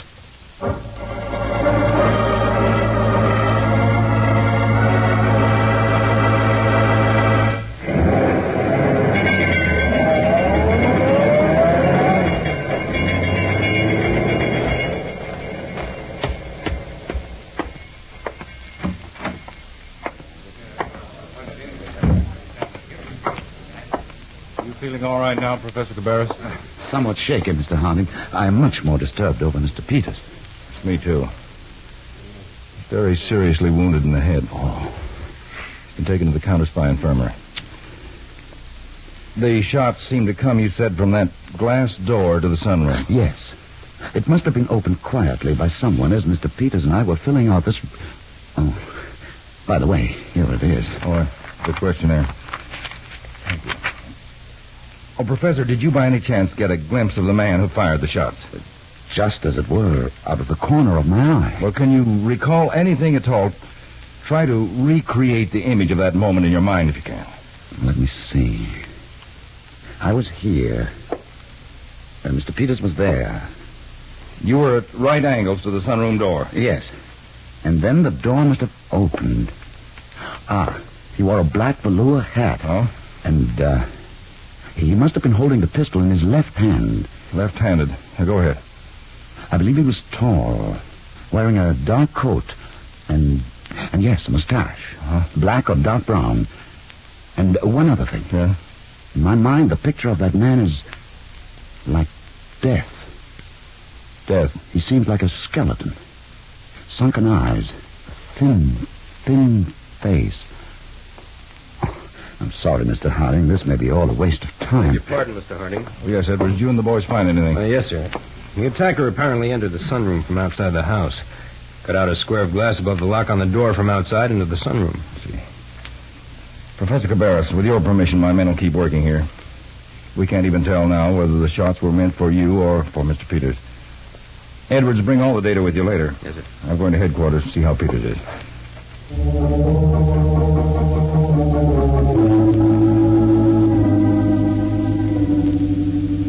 Peters is still on the operating table, Mr. Harding. The man who fired the shots was very accurate. All three hit Peters. One raked a furrow along the top of his head. I expect Edwards will find that bullet buried in the wall at the house there. And the second bullet lodged at the side of his neck. We've removed that one. There'll be no serious after effects. What about the third bullet? Lodged in his skull.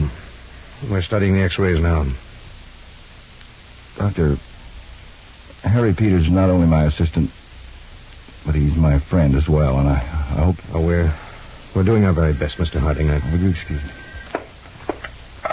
Harding. Edwards, Mr. Harding. I've returned with all we found at the professor's house.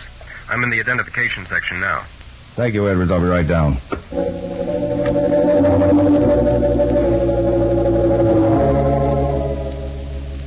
We couldn't find any trace of footprints around the house, Mr. Harding. The grass is all pretty well grown. Well, what about car tracks? Oh, no, sir. Well, then, let's add up what we know about the attacker. Now, that bullet you dug out of the wall... It's a .38 caliber, sir. From an automatic. All right. Man using a .38 caliber automatic. He fired at a distance of about 20 feet. In imperfect light. That suggests he's a good marksman for a gunman. If he was aiming at Peters. And we know he gained entrance to the house at the back through the sunroom by cutting out a square of glass above the door lock. Yeah. I guess then he reached inside and let himself in. This complicates the problem, Edward. It's a burglar's technique. Not often you find a professional gunman who uses burglar techniques. Or vice versa. All right, Edwards, let's get to work. Now, if you'll be good enough to handle the loudspeaker system to the floor below there. Identification. This is Edwards with Mr. Harding in the supervisor's booth. We've got an identification job. Electronic classifiers, stand by. First fact. Gunman. .38 automatic. Gunman, 38 automatic.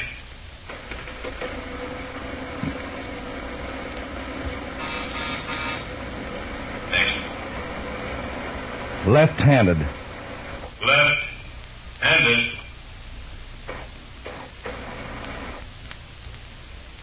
Next. Technique of entry by rear of establishment. Technique of entry by rear of establishment. By door. By cutting out glass. By door. By cutting out glass. Next. Appearance. Mustache. Black or dark brown. Appearance. Mustache. Black or dark brown. Next. Eyes. Black or dark brown. Eyes. Black or dark brown. Those are the facts. Let her roll.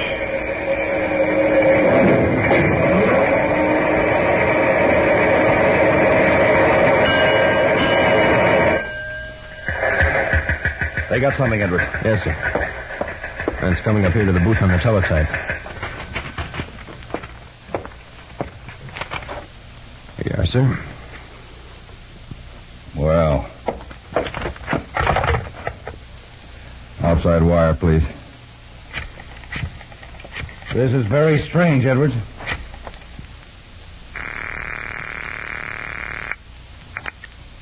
Yes, hello. Professor Cabarrus, this is David Harding. Yes, Mr. Harding. We've located the name of a man answering the description you gave us. And so quickly. It's amazing. The name is Bones Cleburne. We can have him in our hands inside of 2 hours. I'm so relieved, Mr. Harding. There's only one difficulty. He was in an automobile accident in Florida. He's been dead for 8 months. Dead? Well, then, I'm afraid my recollection of the attacker's appearance was not accurate enough. How's Mr. Peters? Well, I'm very hopeful that when Mr. Peters regains consciousness, he'll be able to give us a vital clue in this case. But how is he, Mr. Harding? The doctors are waiting for the shock to subside before operating. He will live? I'm told his chances are only 50-50.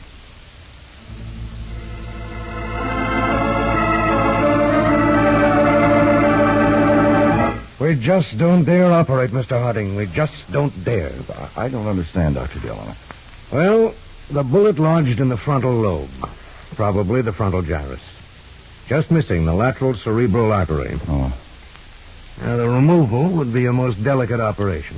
None of us here on the staff knows the technique well enough. Well, who does? Only one man, I'm afraid.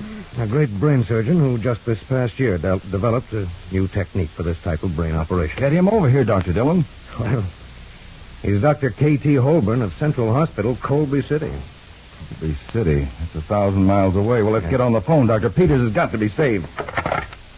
Operator, this is Mr. Harding. Yes, Mr. Harding. I'm going to be here on Dr. Dillon's line in the infirmary for some time. Now, I want you to keep it clear for fast work. Certainly, Mr. Harding.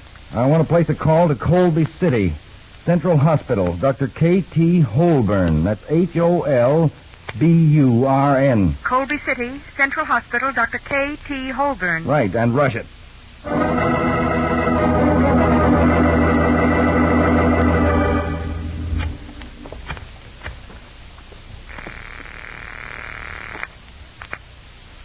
Long distance. Operator, this is Counterspy headquarters. I want Colby City 6700. Colby City 6700. Dr. K.T. Holborn. Dr. K.T. Holborn.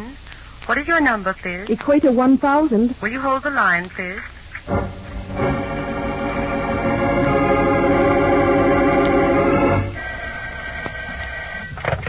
No, Harding speaking. Mr. Harding, Dr. Holborn is not at the hospital. Oh? Let me speak with the long-distance operator, please. Surely. Hello? Hello, sir. Dr. K.T. Holborn is not at the hospital. Well, does the hospital know where he can be reached? Now, this is vitally important. I am sorry, sir. They say Dr. Holborn's not in Colby City at all. Where is he, then? He's on a medical research trip to South America. South America? Well, do you know where he is right now? According to the schedule, he left with the hospital. He's in Caracas, Venezuela tonight. A 2-hour stopover. Venezuela? Well, how's he traveling? By plane, sir. Commercial Airlines of South America. The Rio de Janeiro flight. Well, thank you very much, operator. Holborn's in Venezuela, Mr. Harding? Well, that's a bad blow to Peter's chances. I'm not giving up yet, Dr. Dillon. Yes, Mr. Harding? I find that Dr. Holborn might be reached in Caracas, Venezuela, at the Commercial Airlines airport. Rio de Janeiro flight. I've got to do everything possible to reach him. Will you put a call through there, please?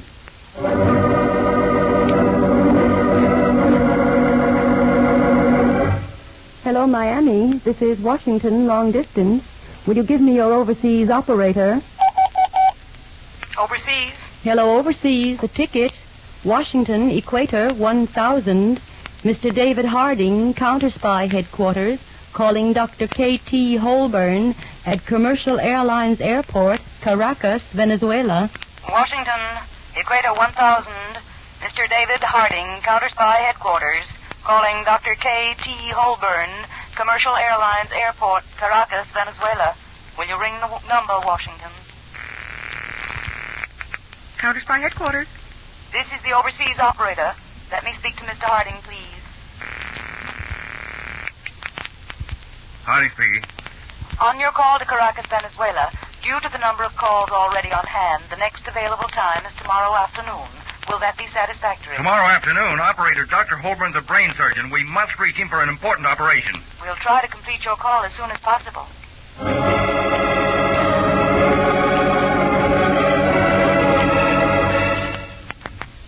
Caracas. Miami, overseas operator. A ticket. A ticket. Washington, D.C. Washington, D.C. Mr. David Harding. Mr. David Harding. Calling Commercial Airlines Airport. Commercial Airlines Airport. Rio de Janeiro flight passengers. Rio de Janeiro flight passengers. Dr. K for Kenneth, a T for Thomas Holborn. Dr. K. T. Holborn. The call is wanted as soon as possible, Caracas. It's in connection with a surgical operation. We will hurry. The serial number is 14979. Serial 14979.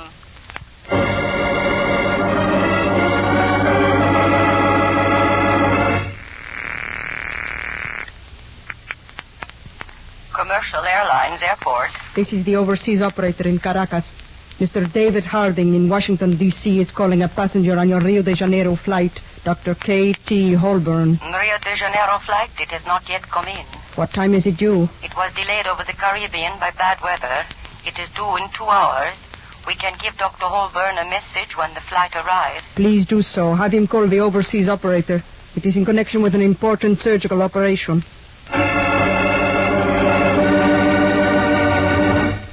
2 hours, Mr. Harding, and there's nothing we can do for Peters. There's got to be. Yes, Mr. Harding. Connect me with the airport in Caracas, will you, please? Put the call through no matter what.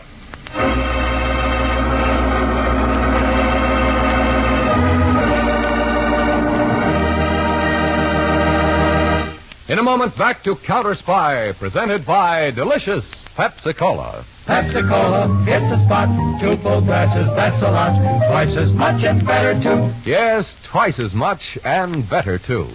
You know Pepsi gives you twice as much. You know Pepsi's better, tastes better. But now I want to make sure you know which cola drink is of proven highest quality. Listen, impartial tests were made comparing all the leading nationally known colas. And here's the news. Delicious Pepsi was rated tops for quick food energy and honest-to-goodness value, ounce for ounce. Yes, more value and quick food energy in every tasty sip of Pepsi. That's why Pepsi's so refreshing. Why you feel so good. Why you're on the beat. Why people call Pepsi their favorite treat. When the quality's proved tops and the taste is so delightful, so refreshing that you bubble and the quantity is double. Say, is it any wonder Pepsi's America's big, big favorite? Insist on tasty Pepsi wherever you may be. At the fountain, say, Pepsi, please. At the stand, say, Pepsi, please. And at the store, get Pepsi in the money-saving carton of 6 big bottles. How about getting a carton tonight of delicious Pepsi-Cola? Delicious Pepsi-Cola, delicious Pepsi-Cola, delicious Pepsi-Cola, delicious Pepsi-Cola. Now back to Counterspy.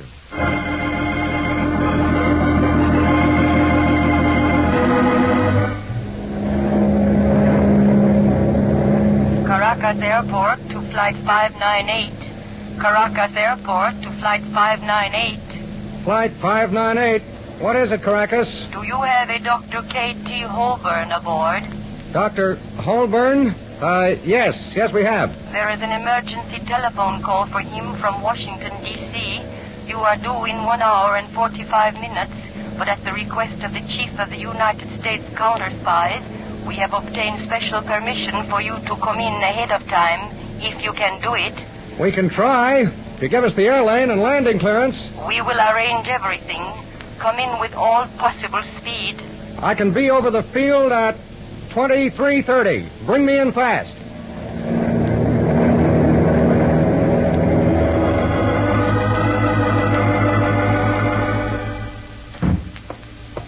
Doctor, how's Peters? Resting comfortably, but every minute counts.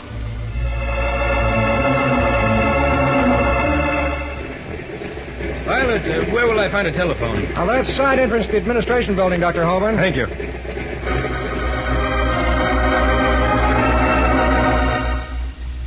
Overseas operator, Caracas. And this is Dr. Holborn. I understand you have a call for me? Yes, sir. 1 moment, please. Overseas Miami, your call to Caracas, Venezuela. Washington, your call to Caracas. Equator 1000, your call to Venezuela. We are ready.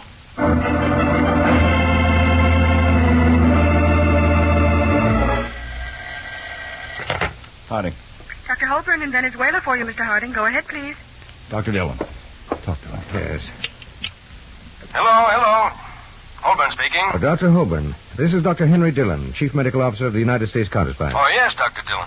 We have a serious case here that requires your technique, the Holborn incision. And none of us here is familiar with it. Suppose I fly right back to Washington. And I'm afraid there isn't time for that now, Dr. Holborn. Could we do this? If I acquaint you with the X-rays, could you then direct me in the operation over the phone? We'll have the phone connected right in the operating theater. Ready, Dr. Holborn? Ready, Dr. Dillon. Anterior-posterior and lateral X-rays show the bullet to be midway between the third ventricle and the sella turcica, with the head of the bullet approximately 2 millimeters from the anterior aspect of the lateral ventricle. Well, then, make your incision starting at a point 35 millimeters from the zygomatic tubercle and 12 millimeters from the Terrian suture line, parallel to the superior temporal line and distal to the sphenoidal sinus. And distal to the sphenoidal sinus. Sphenoidal sinus. Lateral X-ray shows the nose of the slug to be 2 millimeters from the anterior aspect of the lateral ventricle. 2 millimeters. Then bring your incision up at a 45-degree angle towards the superior temporal line. Angle of incision. 45 degrees toward the superior temporal line. 45 degrees toward superior temporal line. Right. Right, next step, Holborn. Make the incision no more than 3 centimeters in length. Incision 3 centimeters. Right. Scalpel? Scalpel. All right, Holborn. I'm making the first incision.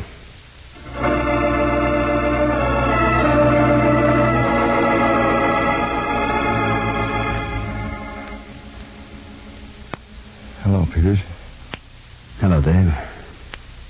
Yeah, that was pretty close, fellow. The doc said you tore up the international phone system. Peters, now the main thing is you're going to be all right now. Well, I may miss a couple of days, Chief. Yeah, it wouldn't surprise me. Well, I guess my time's up. Now, Dr. Dillon wasn't even going to let me in at all. Dave, about Professor Cabarrus. Hmm? Did you get the questionnaire finished? Finished? Well, that was finished before the man opened the sunroom door and fired. Professor Cabarrus gave it to me. Man? Sunroom door? Yeah. Well, the shots came from behind me, Dave. I was sitting at the desk. Easy, Peters. You better take it easy. Look, I'll come back this afternoon. We'll talk about it. You go to sleep.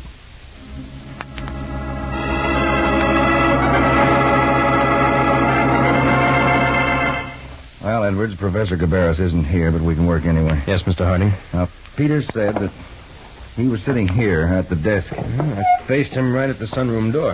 Professor Cabarrus said that that's where the attacker appeared. But Peters was looking right at the door and saw no one. And another thing, the 3 bullets that hit Peters hit him in the back of the head. That means then that the bullet came from behind him. There's only the fireplace behind the desk. This one filing cabinet. Of course, when I spoke to Peters, he was still foggy from the operation and the anesthetic. Look out! Thanks for knocking me out of the way, Edward. Where'd those shots come from? As I was looking at the filing cabinet, the little metal flap covering the lock on the second drawer moved aside. Behind it, I saw the muzzle of a pistol. Now, let's see. Locked. Hand me that poker from the fireplace. All right. Thanks. We'll pry the drawer open. An automatic. What's that apparatus, Mr. Harding? It looks like a photoelectric cell. Yes, projecting a photoelectric beam across the chair at the desk. To actuate the firing of the automatic. But why didn't it go off the moment you sat down there? I can't tell offhand, but we may find it's a delayed action system taking maybe a minute. And... Mr. Harding. Oh, hello, Professor Cabarrus. Your man at the front door told me you gentlemen were here. I take it you've discovered, sir. The filing cabinet, Mr. Harding. An ingenious murder scheme to kill Peters while he sat at that desk. To kill Mr. Peters? Then he is dead? Somebody wanted him dead. Dreadful. Dreadful. Who could have used my house to try to murder him? I have only one suspicion, Professor. It was someone who wanted to conceal certain facts about himself. Edwards, that questionnaire, please. Yes, sir. Professor, you told me you and Peters had completed filling this out before the shots were fired, but Peters tells me you'd only reached item 7, just before the questions concerning your activities in Europe during the war. I'm sure Mr. Peters is mistaken, Mr. Hart. No, he's not, because this reveals the motive for the murder attempt. Peters might have asked pointed questions, and they would have shown that during the last war you were not in exile or in the underground, but in the pay of the very people you pretend to despise. Ridiculous, Mr. Hart. Not at all. But this morning I talked to our attachés in your capital, and these answers here are false. You gambled. Nobody would check them. You'd be safe to work on American scientific projects and steal vital information. Edward, search him. Yes, sir. Mr. Harding, I protest. You'll have every liberty to, in court, because I'm charging you now with the attempted murder of Harry Peters. I'm very happy to say you failed all around.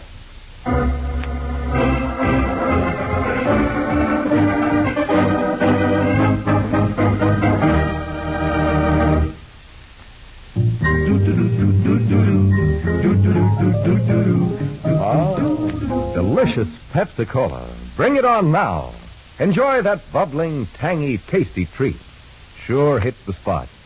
At parties, it's a wonderful idea to serve delicious Pepsi. That extra quick food energy gives folks that bounce, that zing. And Pepsi's big 12-ounce bottles go twice as far. You get a carton of 6 bottles, and you serve 12 full-size drinks. So save that money. Get the best, and get twice as much in delicious Pepsi-Cola. Pepsi-Cola hits the spot. 2 full glasses, that's a lot. Twice as much and better, too. Pepsi-Cola is the drink for you.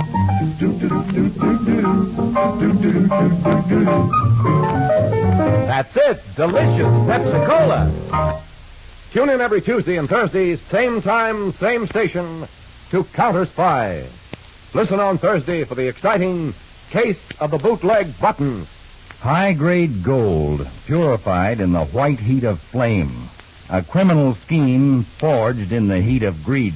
Yet your counterspies were able to apply the heat of the law to a trio who dealt in death and double-cross. Listen on Thursday to The Case of the Bootleg Button on Counterspy.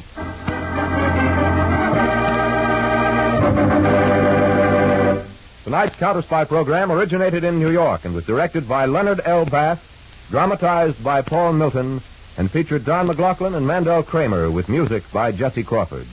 This is Jay Jackson speaking. Counterspy is a Phillips H. Lord production for Pepsi-Cola. Enjoy some delicious Pepsi tonight.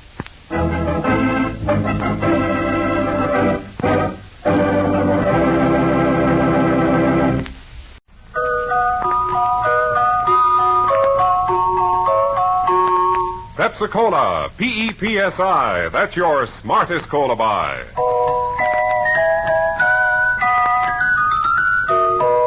Pepsi-Cola presents Counterspy.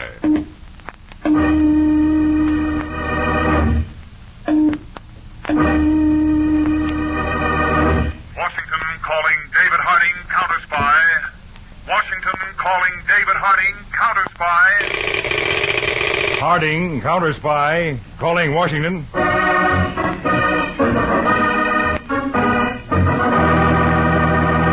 United States Counterspies, especially appointed to investigate and combat the enemies of our country, both at home and abroad.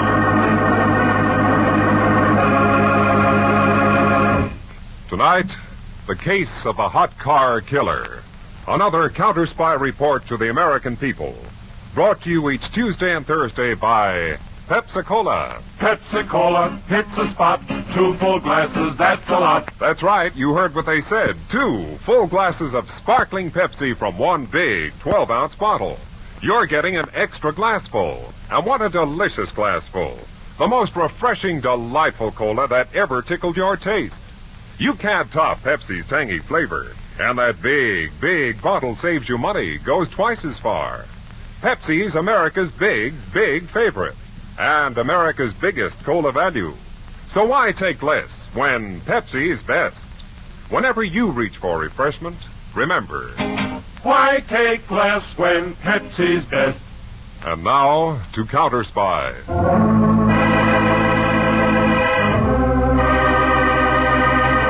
A bright, brisk fall afternoon.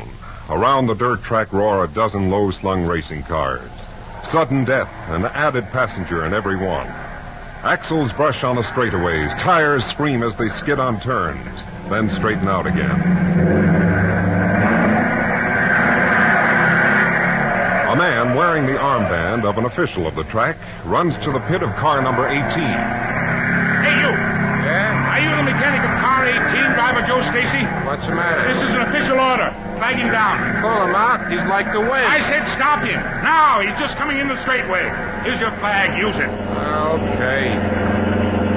Here he comes.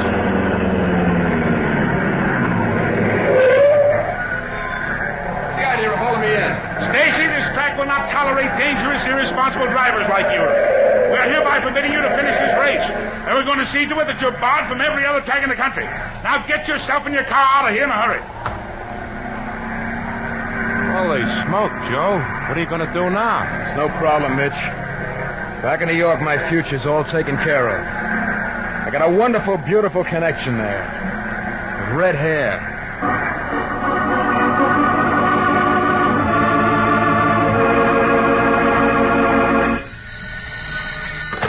Hello? Hello, honey. It's Joe Stacy. I'm calling you from Chicago. Joe, darling, as if I didn't know.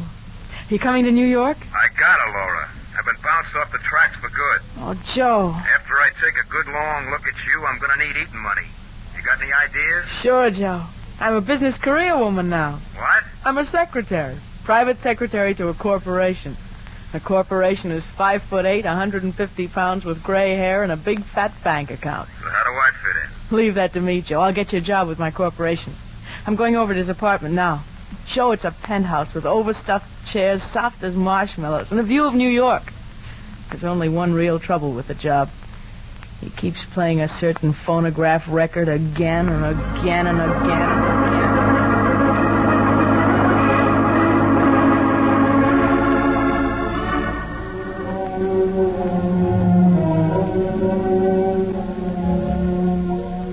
Laura, you've been staring out of that window for an hour. The view always fascinates me, Mr. Brewster. Maybe you'd rather be down there among those lights with some younger man. Like the one you asked me to hire? I'm your secretary, Mr. Brewster. Besides, young men bore me. To be with or to work for. Well, how lucky for me. I should hate losing you as a secretary. You will, Mr. Brewster, if you don't stop that phonograph sometime. Very well. I play that music constantly, Laura, because the orchestra was playing it the night you and I first met. Haven't you any such memories? With Joe Stacy, for instance? I live in the present, not the past. Mr. Brewster, the warning buzzer. Someone's coming up in the elevator. Suppose you let them up for me just this once, huh? I don't know how. On my desk there, Yes? the first button is the intercom to the elevator. Press it. That stops the warning buzzer. Now you can talk to whoever's in the elevator while it's held on the floor below. That intercom box on the left. Yes. Yes? Who is it? George Lesage. Mr. Brewster's expecting me. Oh, yes, Lesage. We're bringing you up. Now what, Mr. Brewster? The button on the right starts the elevator again to bring him here to the top floor. I see. Why is that junk dealer coming here? Because he and I have a little surprise for you. Come in, Lesage. Evening, Mr. Brewster. Hello, Miss Montpere. Hello. Yeah, I brought the latest batch of papers for you, Mr. Brewster. All in good order? Yep, ownership papers of 6 total wrecks I bought in from my junkyard. 2 Buicks, a Chevy, a Ford, 2 Pontiacs, all from the West. Well, all plentiful models and relatively easy to steal. Fine. As soon as the cars come in, I can turn them over to you and your used car salesman. Say in a week, huh? Mr. Brewster, I think it's dangerous to mix all those stolen cars with your ordinary used cars in your sales room. Hey, that's the laugh, Miss Montpere. The smartest cover-up that was ever in this racket. Hot cars cooled off. Okay, Mr. Brewster, that cleans me up here. I'm on my way. Lesage, consider you're going to the ferry now. You go to your garage and wait there. I'll keep that appointment. Ah, okay. Laura, the elevator release button, please. Good night, Miss Montclair. Good night. Good night. Mr. Brewster, you didn't tell me the surprise you and Lesage had for me. I've decided to take your childhood friend, Joe Stacy, into my organization. Bring in stolen cars from other cities. Oh. Oh, then he's the one who's coming in on the ferry. And instead of Lesage, you're going to meet him yourself, is that it? I'm curious about him, Laura. An old friend who so fortunately turned out to be an expert car thief and driver. Now tell me, what's the quickest way for me to get to that ferry?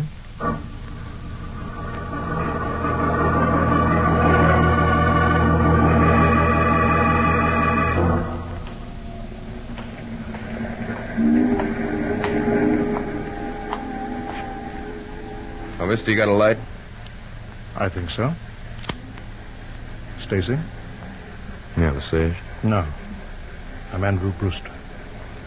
The boss himself, huh? You the car? Second in line. You were instructed to be first. A truck cut out in front of me. I thought you were a former racing driver. Lay off, Brewster. Oh, yes. Laura Montclair said you were touchy about having been ruled off the track. Well, I am. You'll find we'll get along if you carry out instructions, Stacy. And if you don't shoot your mouth off. When you leave the ferry, drive to the garage at 816 East 28th Street. Pick up Lesage. Proceed to his junkyard in New Jersey. Okay. What's Lesage look like? Oh, about your height. With an untidy black mustache. When do I see you again, Brewster? This will be our only meeting. Why this one? Laura talks so highly of you. I wonder why. Curious, Brewster? Or jealous? As you so picturesquely put it, Stacy, lay off. I'm a trifle touchy myself. Goodbye, Stacy.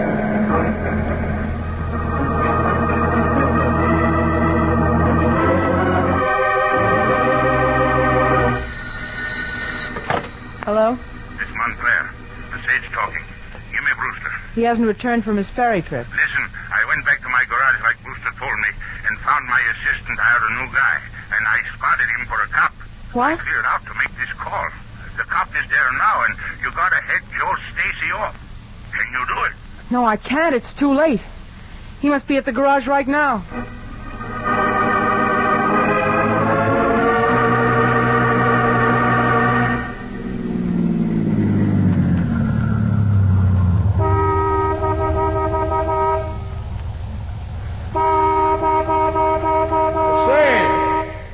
Lesage!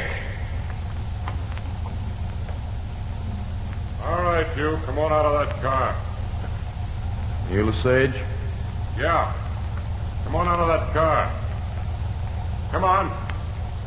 There's your mustache, Lesage. Never mind that. Come out. Not a chance, copper. This is for you.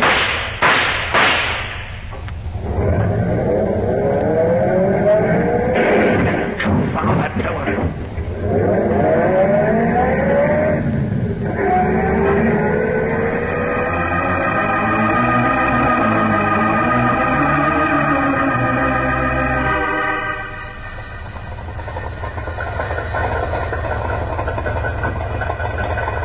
Attention all Counterspy personnel, Washington. Bulletin received from New York field office. Refer to Counterspy file X41. New York detective Jerry Winters found murdered in garage at 816 East 28th Street. Further information being rushed here by New York police. No clue to killer as yet. David Harding to Harry Peters. Meet me at airport in exactly half an hour. We're flying to New York.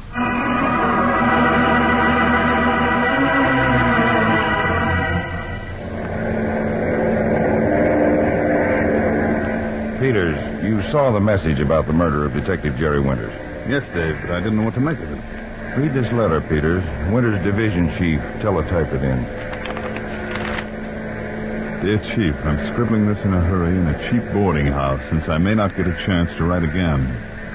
I've made a connection that may get me a job in a garage. That's a transfer point for that interstate stolen car racket we're investigating with the Counterspies. I'll know details tonight and will report. Signed, Jerry Winters. When'd you get this, Dave? This morning, right after the notice from New York of his murder. He must have gotten the job. Then been covered so closely he couldn't even make a phone call. Yeah. The New York police are covering every angle they can hit. The first thing we'll do is fine-tooth comb that garage.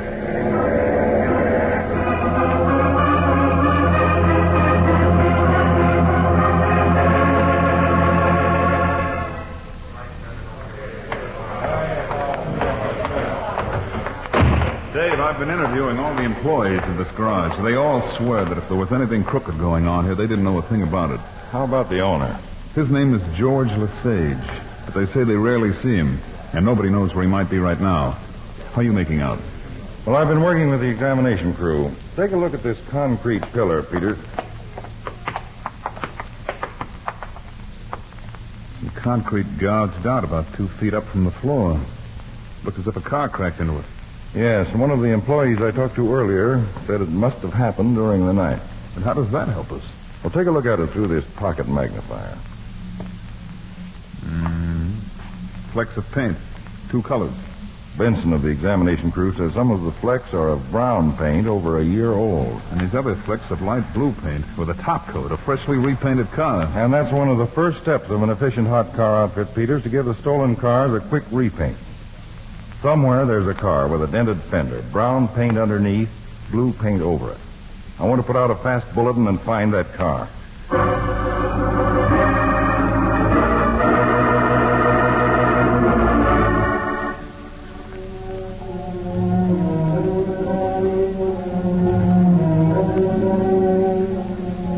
Mr. Brewster, I'm waiting for you and Lesage to tell me how you're going to help Joe Stacy.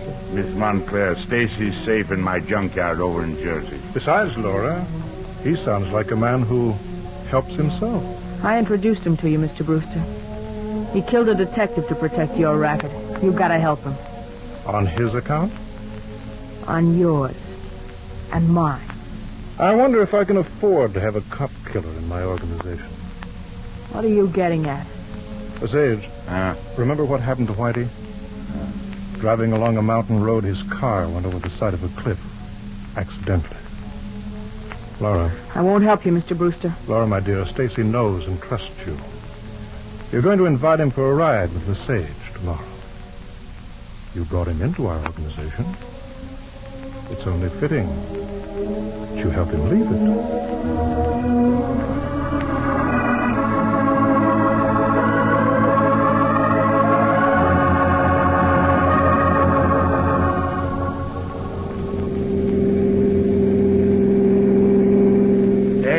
Take it easy. These mountain roads are tricky.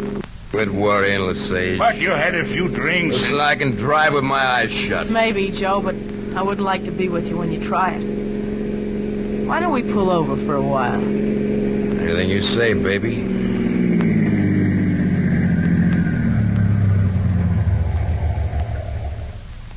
What a wonderful view. Doesn't that train look small from up here? Like a toy. You know, a guy could go over this cliff easy in a car. That wooden rail wouldn't hold a weak flea. You're some kidder, Joe. Put up your hands, Lesage. What is this? It means you're going to have the accident that you and Brewster cooked up for me. Laura, you're double-crossing Brewster, and he's stuck on you. I'm not stuck on him, Lesage. I take his nonsense now so I can take a lot of his money later. All right, Joe. Listen, give me a chance. Give me a break. Give it to him, Joe. No. Quick, Joe. Put your identification papers in his pocket. Okay, baby. Be sure you get everything that identifies him as George Lesage. Papers, wristwatch, wallet, picture of a kid. Never mind that. Pour the whiskey over his clothes.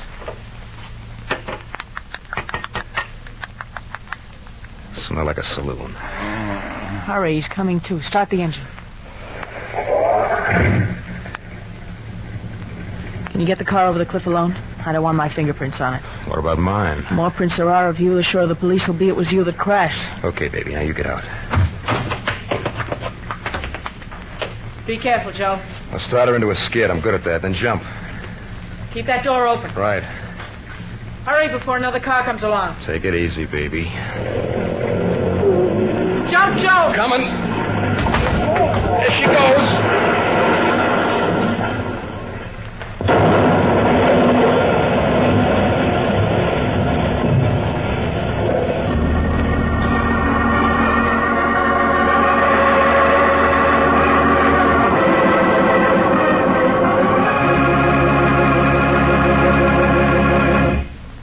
In just a moment, we'll return to Counterspy, brought to you by Pepsi-Cola. Pepsi-Cola hits a spot. 2 full glasses, that's a lot. Lots more value, lots more zest. Why take less when Pepsi's best? More and more, among fellows and girls, among mothers and dads, you hear that sane and sensible question, why take less when Pepsi's best? No budget, no allowance ever had a better friend than tangy, sparkling Pepsi-Cola. Because one big 12-ounce Pepsi bottle gives you 2 delicious drinks. That's twice as much tangy taste. Twice as much delicious Pepsi to go just twice as far. That's why more and more families say, why take less when Pepsi's best? Yes, families like yours and mine. Families all over America. They're all saying, why take less when Pepsi is best? Pepsi-Cola hits a spot. Tastes terrific when you're hot. More and better than the rest. Why take less when Pepsi's best? Today, tomorrow, always. Get America's biggest cola value. Take home a carton of 6 big Pepsi bottles. Insist on Pepsi at the store. And say Pepsi at the fountain. Say Pepsi at the stand. Say Pepsi. Whenever you reach for refreshment, remember, why take less when Pepsi's best? Now, back to Counterspy.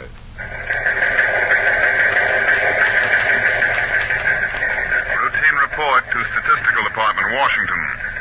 Received from State Police, New Jersey at Counterspy, New York field office. Fatal car crash off Highway 6A. Car identified as having been stolen 4 days ago in Baltimore, Maryland. Relay this bulletin to David Harding, now in New York.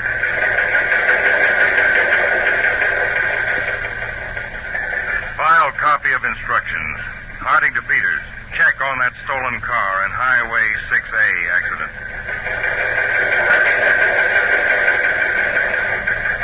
Peters reporting to Harding.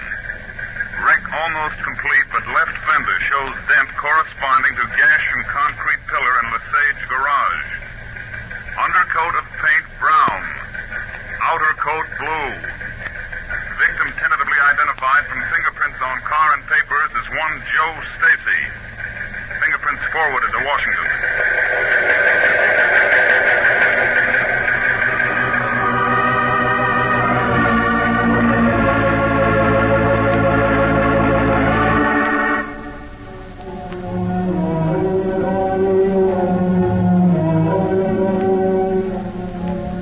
Still interested in the bright lights down there, Laura? There's a ghost dancing among them now, Mr. Brewster. I know it was difficult for you, Laura. But it was Stacy or me. I had no choice.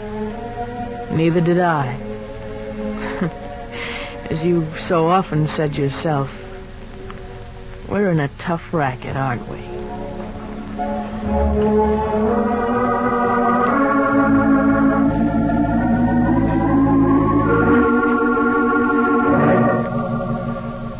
Dave, Washington reported yet on Joe Stacy? Yes, but the fingerprints on the body in that smashed car were not those of Joe Stacy. Who then? George Lesage. Lesage? Well, that's the man we were looking for. He owned the garage where Detective Winters was murdered. That's right, murdered by Joe Stacy. Stacy, how do you figure? Well, somebody took a great deal of trouble to make us think Stacy was dead, and that would suit Stacy very well. Besides, look at his record. Racing driver ruled off the tracks for dangerous and crooked driving. Hold-up charge, suspended sentence, assaulting an officer, 30 days. A bad boy. Yes, but it's hardly probable a hothead like Stacy is the boss of the entire racket, nor that Lesage was. We're looking for the top man, Peters, and Stacy might lead you to him. Lead me to him? You're going undercover, Peters, to locate Stacy. Then we can set a trap.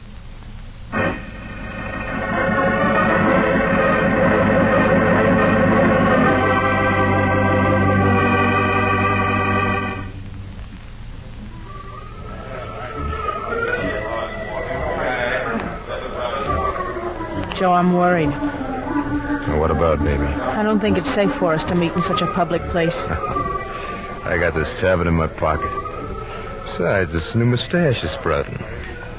And the papers are full of pictures of the wreck. I got killed 2 days ago, remember? Joe, Brewster will be wanting to see Lesage soon, and then there are the other men. Hey, Bud. Yeah, Marty. Pete Williams in the back room. He says you expect him. Yeah, that's right. Thanks, Marty. Joe. Who's Pete Williams? Oh, he's a guy I met last night right here. At the bar, he starts shooting off his mouth about racing drivers. We got into a little argument. It turns out to be an all right guy. He's in the same racket. You sure he's all right? Yeah, he knows a lot of the same people I do out in KC. You go on over to Bruce's apartment, baby. I'll call you later, huh? Okay. So long, honey.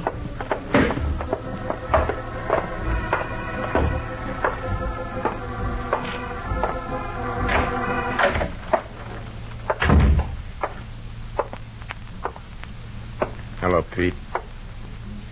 What goes? I got a tip for a guy. What guy? Guy named Joe Stacy. Joe Stacy's dead. I read it in the papers. If he isn't already, maybe he's gonna be. What's the tip? The finger's getting put on him. By? His boss. For what? Tip I got says the boss already figured out it wasn't Joe Stacy in that wreck, but a bird named George Lesage. He figures it was Stacy that did it. How do you know? That boss has been trying to contact a couple of trigger men from Chicago. Why are you telling me? I hate hot tips to go to waste. Where can I reach you later? Say in about an hour. Tell me where you want me to be. What's the matter with here? What do you do, phone me? I'll come back and get you. Keep sober, Pete. Sure.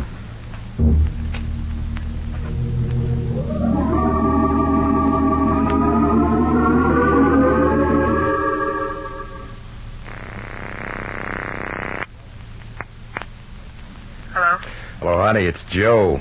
Listen, you were right to be leery of that guy Pete Williams who tried to caper on me. What caper? Well, he tells me Brewster caught onto the wreck business. He's out hiring guys to take care of me. What a jerk, huh? Jerk? How do you figure? Well, honey, if Brewster caught on already, you'd know about it, wouldn't you? Well, wouldn't you? I've been thinking, Joe. I've got a scheme for us to get rid of Brewster, get some dough, and take care of your friend Pete. Tonight, all at once.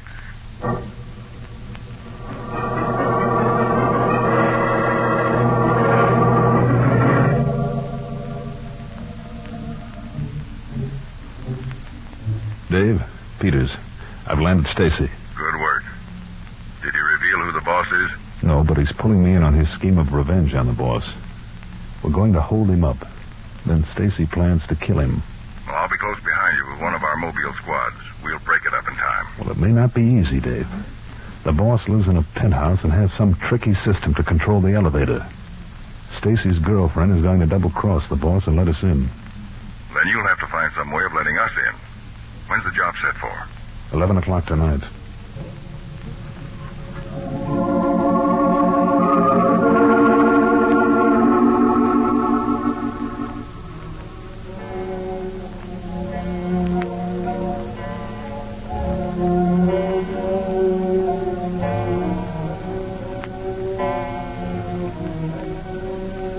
What time was that, Mr. Brewster?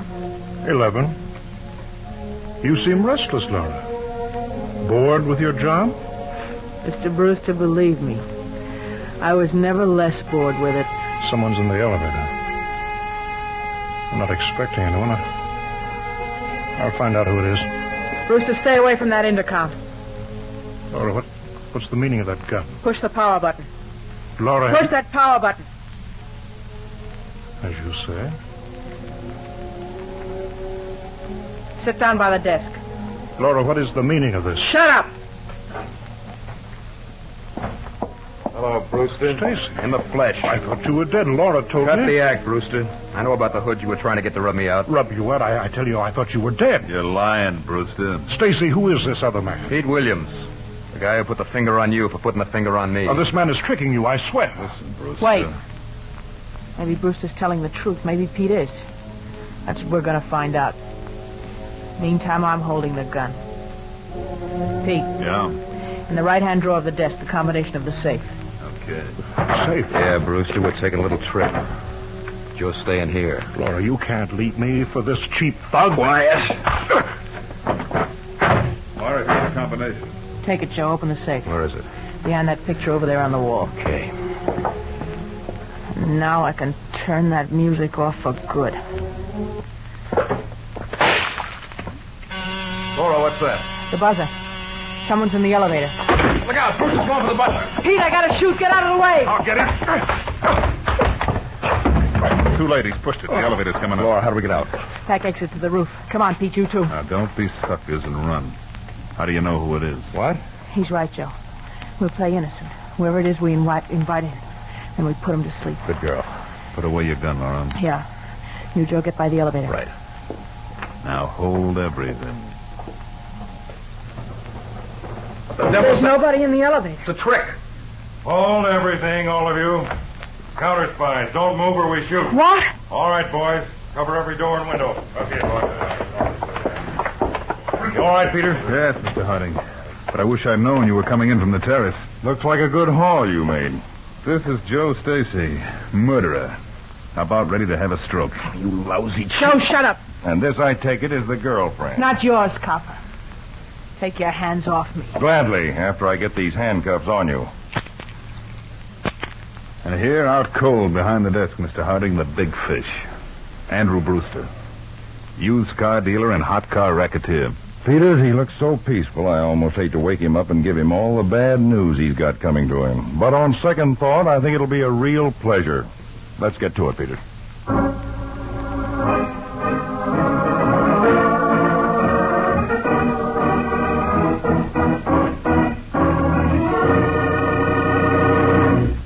When your friends drop in, be generous, but be thrifty, too. Serve plenty of delicious Pepsi-Cola. Pepsi's big 12-ounce bottle gives you not just one sparkling glassful, but two. Get a carton of 6 and serve 12 delicious drinks. Yes, Pepsi is America's biggest cola value. You get twice the tangy taste, twice the refreshment, twice the Pepsi. So why take less when Pepsi is best? Whenever you reach for refreshment, remember, Pepsi-Cola hits the spot. 2 full glasses, that's a lot. Lot more value, lot more zest. Why take less when Pepsi's best? tune in every Tuesday and Thursday, same time, same station, to Counterspy. Listen next Tuesday for the exciting Counterspy case of the Postal Pirates. The little black box that caught the revolver in midair. The one-fingered typist who punctuated sentences with bullets. And the double-crosser who tasted her own medicine and died as a result. Case of the Postal Pirates on Counterspy.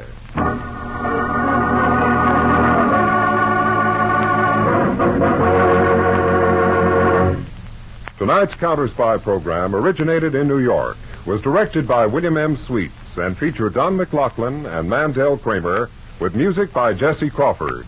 Counterspy is a Phillips H. Lord production for Pepsi-Cola. Enjoy some Pepsi ice cold tonight.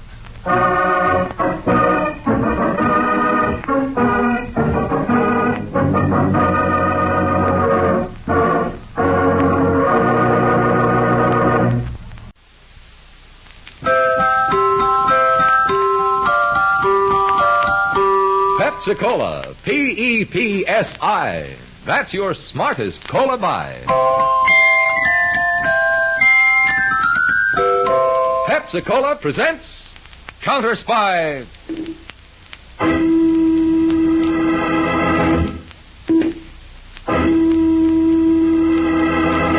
Washington calling David Harding, Counterspy. Washington calling David Harding, Counterspy. Harding, Counterspy, calling Washington.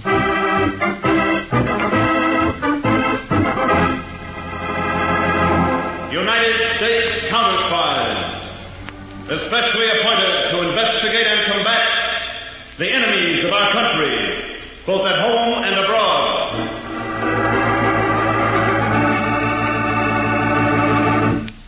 Tonight, the case of the hoodlum's hero, a thrilling counter-spy report to the American people. Brought to you each Tuesday and Thursday by delicious Pepsi-Cola. And now, another report to the American people. In your family's interest, listen to these findings recently released by the United States Testing Company, Incorporated. After thorough and impartial tests, Pepsi-Cola proved of highest purity.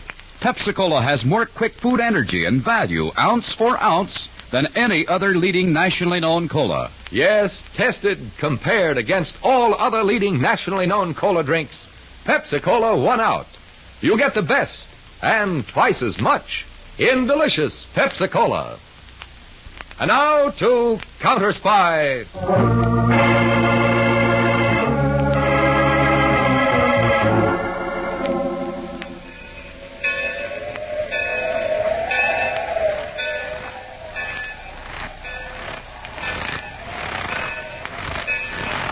Snowstorm sure comes in handy, huh, Jigger? Yeah, Benny. Hey, which freight car is it? It's the one after the next. Benny, I hope you got that railroad Bulls Beach figured out right. I always get everything figured out right, Squirt.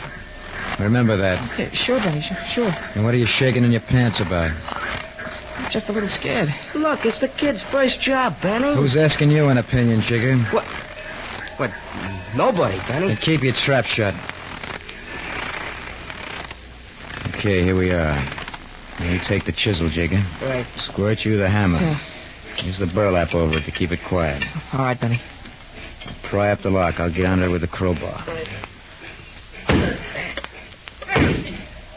Yeah, it's starting to give. A couple more whacks will do it.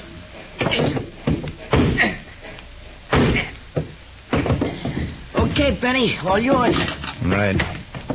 I'll have this lock off and nothing flat. Okay. Push the door back. Let's get in there. Okay.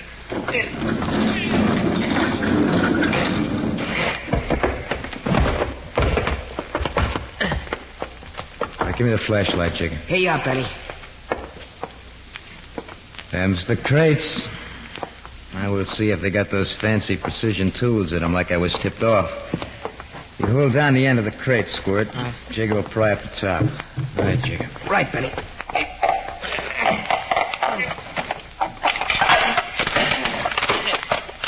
There they are. A whole mess of super-duper tools. Boy, should bring us a couple of good bucks, huh, Benny? Just like the man said. Got the gunny sack, Squirt? Yeah, right here, Benny. Okay, pass one to Jigger. You two get them filled up fast. I'll start on another crate. Okay, kid, let's you and I make like Santa Claus. Yeah. Hold it. What's the matter? Shut up. I heard somebody outside. Like somebody walking on the snow. Nah, I guess it was nothing. Come here, Jigger. Hey, let go of my leg. Let go. Jigger, what are we going to do? You're coming with me out of here. Fat chance of that, copper. You crazy kid. Put that knife down. Sure, copper, I'll put it down. I'll put it down, and you...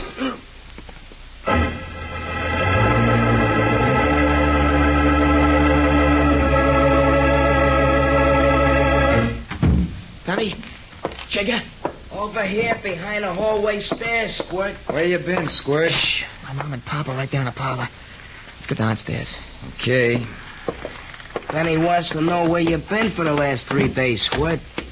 Why didn't you show up the next morning like you were supposed to? Don't you want your cut on those tools, Squirt? No, Benny. Why not? Shut your face, Jigger. I'm handling this. I'm afraid, Benny. I don't want to do anything like that again. What's to be afraid of? We got rid of the merchandise. Everybody forgot about that railroad dick getting knocked off.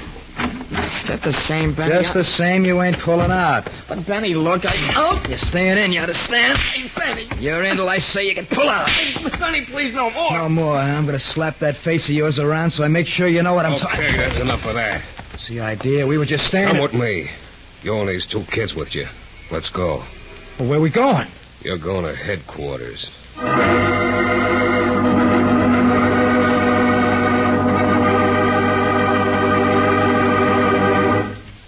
this is headquarters, Benny. How do you like it? No clippers in the back, Muggsy. Yeah, Mr. Laredo, sure. Well, I asked you kids how you liked it. It's okay, Miss Laredo. It's real okay. Gee, your own Barbara chair and everything. Yeah. Hey, who's the silent kid? I am? That's Squirt. Maybe Squirt ain't impressed. Sure he is. Ain't you, Squirt? Ain't you? Yeah, sure. So you all think a lot of Slick Laredo's headquarters, huh? Well, you should. A lot of business goes on in this office. Big business. I guess you kids thought it was the cops when I had you picked up, huh? Yeah, you had me fooled, Mr. Laredo. Yeah, and scared? I ain't ever scared. Of nothing. Tough kid, huh? I get along. I like a kid who's got guts. Just like I was when I was a greenhorn. How much Joe give you for the tools, Benny? Tools, Mr. Laredo? I don't know what you're getting at. Smart mouth, too. Kid's okay, hey, Muggsy? Yeah, boss, okay. Now, look, Benny, I know you took the tools to the fence. Joe told me all about it. Tough about that railroad bull, huh? Little off the top, Muggsy. Yeah, boss, sure. I had my eye on you and Jigger here for a long time. Hey, Benny, he's been watching us. Benny, how would you and Jigger and Squirt like to come in with me? Come in with you, Mr. Laredo? It's slick to you, Benny. Well, Slick, what's your proposition? Hey, Muggsy, how do you like this kid? Pretty sharp, huh? Yeah, boss, sure. The proposition, Benny, is drawing account on 10% of all you take. No penny ante stuff like freight yard hauls either. I set the deals up for you, and I protect you. Gee, Benny, that sounds swell to me. What do you think, Squirt? Who asked you two characters for an opinion? Well, Benny? Okay, Slick. It's a deal. Now, about that 10%. What about it? I like to look forward to promotions. Oh, real sharp kid, huh? We'll talk about promotions after your first job. It's set for Tuesday night, bookie joint over on 3rd Avenue. I'll line it out with you tomorrow, okay? It's okay with me. And, Benny. Yeah, Slick? Get rid of that knife you carry. You're in the big time now. I got a special gun for you. Okay, Muggsy, go easy on the sideburns, huh? Yeah, boss, sure.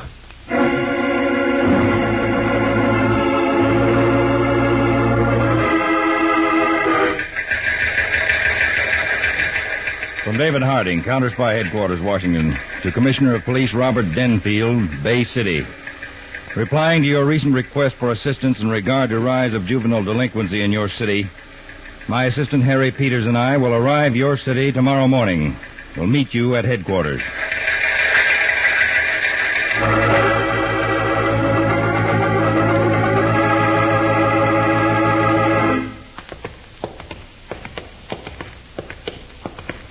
Write down this card, Mr. Harding.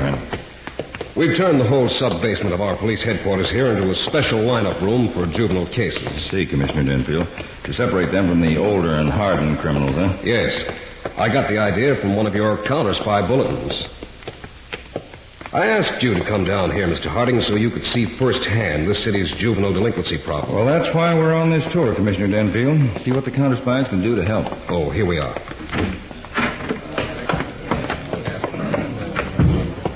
We can sit right here in the back of the room. All right, Myers, you may begin. Mr. Harding, I think you'll be shocked by the youthfulness of our offenders. Well, after the conditions I've seen in other cities, Commissioner, I'm a little beyond being shocked. Well, there go the lights down. They're ready to begin. James Valenti, alias Joe Valley, alias the Sheriff. Age 18, 5 feet 8 inches, 138 pounds. Charged with unlawful entry. Previous offenses, assault, carrying arms without a permit, breaking and entering. Step down. He started at 15, Mr. Harding. A running start, I'd say, Commissioner. Sidney Ratter, alias Sullen Sam, alias Nux, age 19, 5 feet 11, 172 pounds. Charged with felonious assault. Previous offenses, assault and battery carrying concealed weapons. Step down. 19 years old. Wait till you hear about the next one, Mr. Harding. Anthony Romano, age 17, 5 feet 7 inches, 153 pounds. Held for arraignment and first-degree murder charge. Step down. Killer at 17. As a result of gang vengeance, Mr. Harding. Have you seen enough? Yes, plenty. Hold it, Myers. All right, Commissioner. Mr. Harding, some days we get as many as 30 juvenile offenders. Well, Commissioner, I've seen cities where the rate was even higher. But in many cases, we've been able to effect a marked decrease. However, it's not a thing you lick overnight. Oh, I know that, Mr. Harding. And I know, too, the fine work you're accomplishing with your junior counterspy organization. I hope you can help us. Well, we'll do all we can. I'd better get upstairs to my assistant, Harry Peters. He should be about finished going through your files.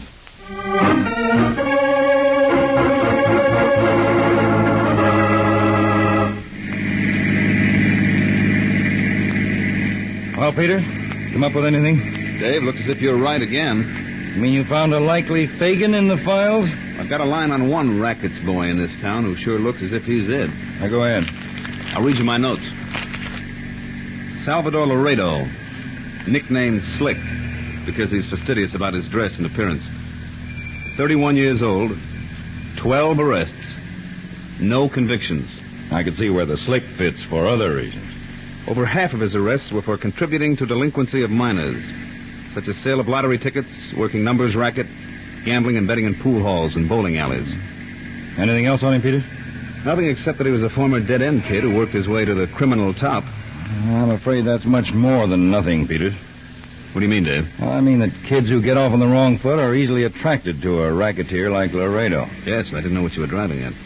Kids with the wrong slant would make an idol of a character like that. Do anything for him. So we have the same old problem, trying to make those boys understand that it's unhealthy to respect a lawbreaker. Well, Peters, we'll put him under 24-hour surveillance. We'll keep at it until Slick finds out he's not as slick as he thinks he is.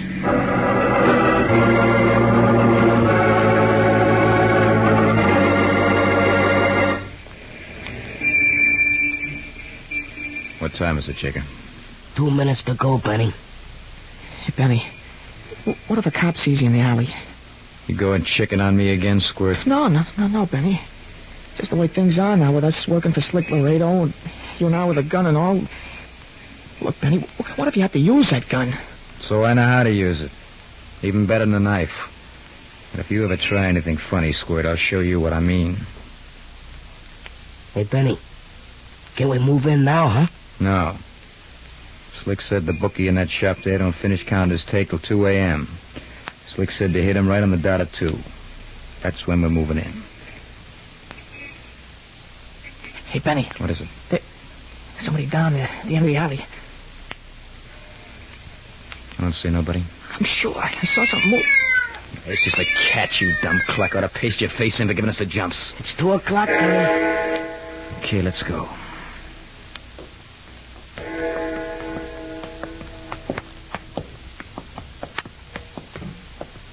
All right, here's the back door. Now, you stay behind me when he opens the door, Jacob. Remember the code knock? Yeah. 3 long and 2 short. Mm-hmm. Now, you, Squid, you stick right here. Keep your eye peeled.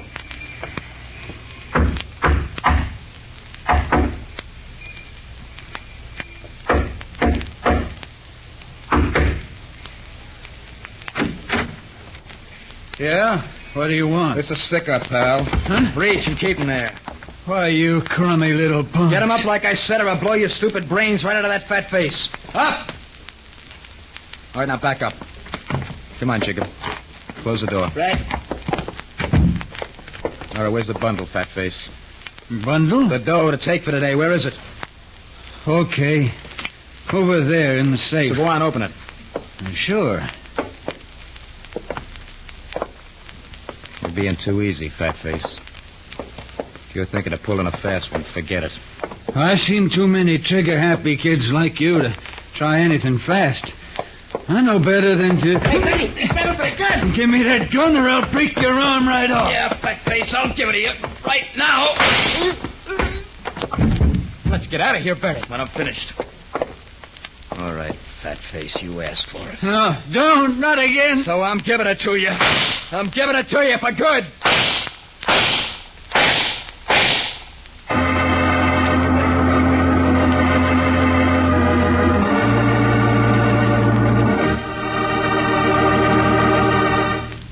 In a moment, back to Counterspy, presented by delicious Pepsi-Cola.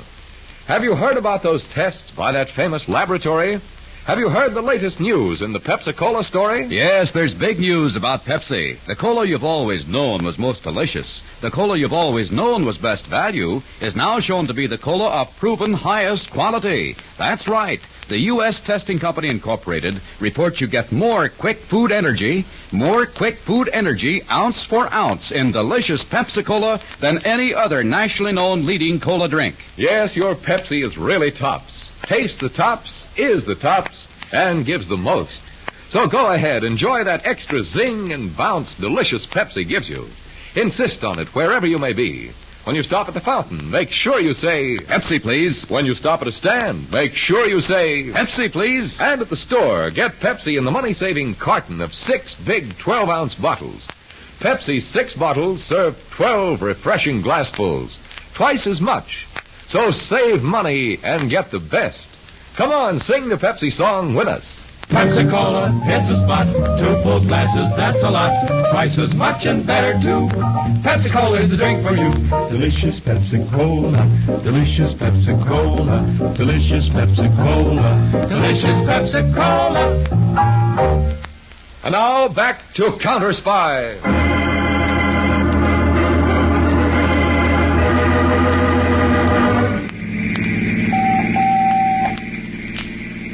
Counterspy Field Office to Peters, Special Squad Car X3. Peters, go ahead, Dave. What's your location, Peters? Wentworth Avenue between 5th and 6th.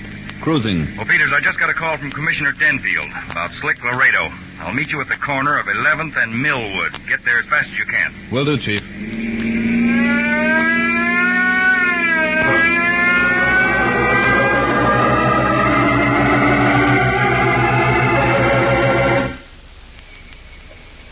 Peters, the name of the murdered bookie is Johnny Sandusky. That mean anything to you? Yes, Dave. Sandusky's name was on one of those Laredo reports I turned into you. He was one of Slick Laredo's biggest rivals in this town. So was Vince Fresno, until he was mysteriously murdered 2 months ago. Get the picture, Peters? How can you miss it? Laredo's out to consolidate his position as top racket boy. That's it. We know from our surveillance reports on Laredo that he wasn't within 5 miles of the store where the murder took place early this morning. So the question is, who does Laredo's dirty work? You think it might be some kids, Dave? Well, that's possible, in view of the fact that Slick Laredo is notorious for exploiting minors. What's your plan, Chief? Well, an old but reliable one, to capitalize on criminal pattern. You can almost be sure that Laredo isn't going to stop eliminating his competition until he can wear his crown without worry. Well, according to our reports, Laredo still has 2 big rivals outstanding. Georgie Troy and Ken Easton. Yes. So I've asked Commissioner Denfield not to have Laredo picked up for questioning in Sandusky's murder. Let him think he got away with it, I have an idea it'll encourage him to proceed with his elimination tournament with a little less caution. In other words, Dave, build up his ego. That's right, Peters. Build it up for the big letdown.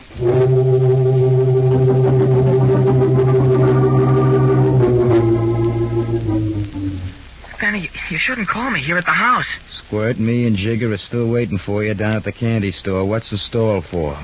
My mom's right in the next room. I can't talk now. You don't have to talk. I'll do the talking. Slick Laredo's expecting us over at his headquarters. And Slick's like me. He don't like to be kept waiting. But, Benny, I don't feel so good. You feel a lot worse if I have to come there and get you. No, Benny, please. Don't do that. Okay, then, Squirt. You got just 5 minutes to get here.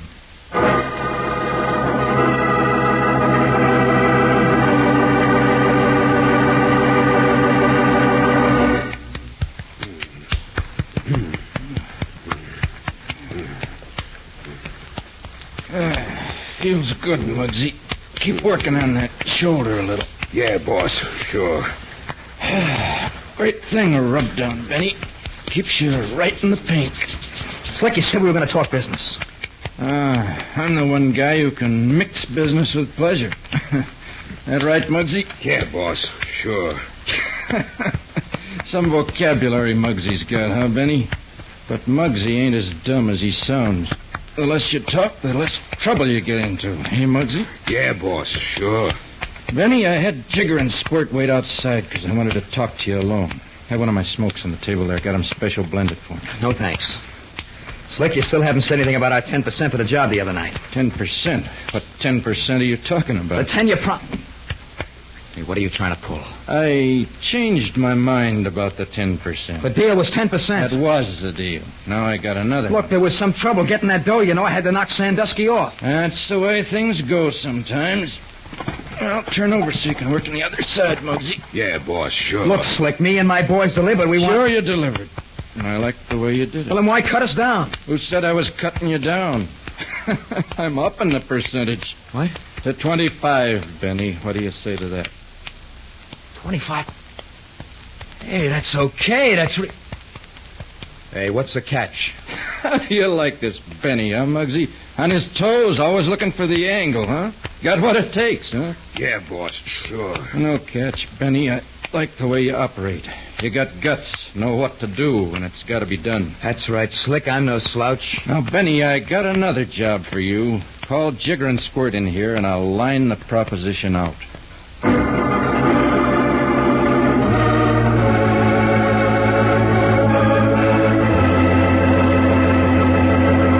Dave, Agent Braden just radioed his report to our patrol point. Any activity at Ken Easton's bookie shop, Peters? Nothing so far, Dave. Report says it's quiet as a mouse over there.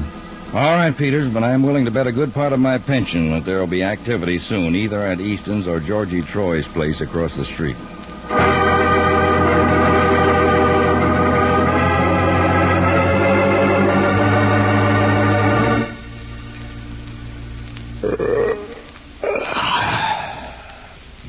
I'm beginning to fall asleep on my feet, Dave. Yeah. A little done in myself, Peters. Almost 2 a.m. Well, looks like tonight's not the night, Dave. We may just as well... Back in the doorway, Peters. What? What's up? That boy. Coming out of the alley across the street, under that Pepsi-Cola sign. See him? Yeah. The alley right next to Troy's place. There he goes back in again. Must be the lookout. Let's go, Peters. We'll grab him first.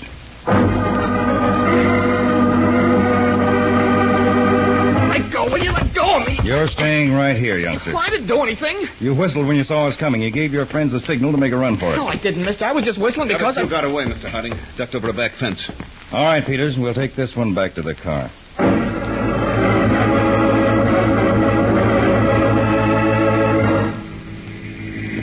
Now, look, Squirt. Telling me the truth will only do you good. Please, Mr. Harding, I told you what I was doing in that alley. Mr. Harding said the truth, Squirt. I know quite a bit about boys, Squirt. I've dealt with all kinds. I can tell pretty quickly just what kind of a person a boy is at heart. You're frightened. That's why you're not telling me the truth. But And it's not because you're afraid of me. It's someone else. Mr. Harding, let me alone, will you? You're protecting someone else, not because you like him, but because you fear him. You've got nothing to fear now, Squirt. He'll kill me if I talk. I know he'll kill me. Whoever it is, Squirt, I promise you he'll never get the chance. Is it Slick Laredo? Slick? How did you know we were... Then it is Laredo. No, he's not the one I'm scared of. But you have been working for Laredo. Come on, Squirt, answer. It is Laredo, isn't it? Yeah. Yeah, Mr. Harding. We were working for Laredo. I promise you, Squirt, you have everything to gain if you'll tell us the whole story. All right, Mr. Harding. I'll tell you everything.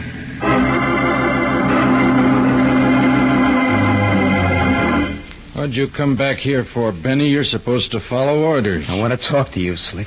So talk. Alone. Vamoose, Muggsy. Yeah, boss, sure. So now we're alone, Benny. I want to talk to you about the job tonight.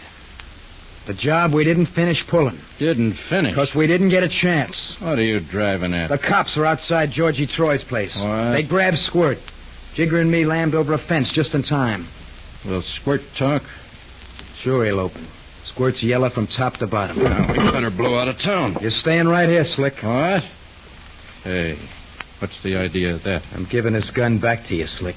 Back? Right in that sneaky face of yours. Hey, what's the matter with you? Crazy or something? Yeah, like a fox. Before I beat it out of Georgie Troy's place, he tipped me off to your angle, Slick. Angle? I ain't got any angle. You didn't care about the dough we got for you on the holes. That's why you gave us 25%. All you cared about was getting the competition out of the way. You can't believe Troy. He'd tell you anything. You were just using me to torpedo Sandusky and Troy. The next haul was to be set up at Ken Easton's joint, wasn't it, Slick? Easton was to be next, huh? And then when I got rid of Easton for you, I'd get the kiss off. Ah, Benny, you got it all wrong. I wouldn't do a thing like that to you. You're a stinking liar. I'm going to give you the same kind of a break you were going to give me. I'll give you... Nice work, Muggsy. Yeah, boss, sure. Good thing I had that buzzer signal button on the side of my desk. Imagine a little punk like that trying to outsmart Slick Laredo. What do we do about him, boss? It's going to give me a special pleasure to take care of him right now. Hand me his gun. Here you are. Goodbye, Benny. Drop that gun, Laredo. Boss. Drop it, or my next shot will be your finish. Okay. Don't shoot again. Keep the other one covered, Peter. Got it, Mr. Harding. Harding? That's right, Laredo. How's Benny, Peters? Just a crack on the head. He'll be coming around any minute, Chief. All right, Peters. While we're waiting, we'll explain to Slick Laredo just how bad an investment young hoodlums can be.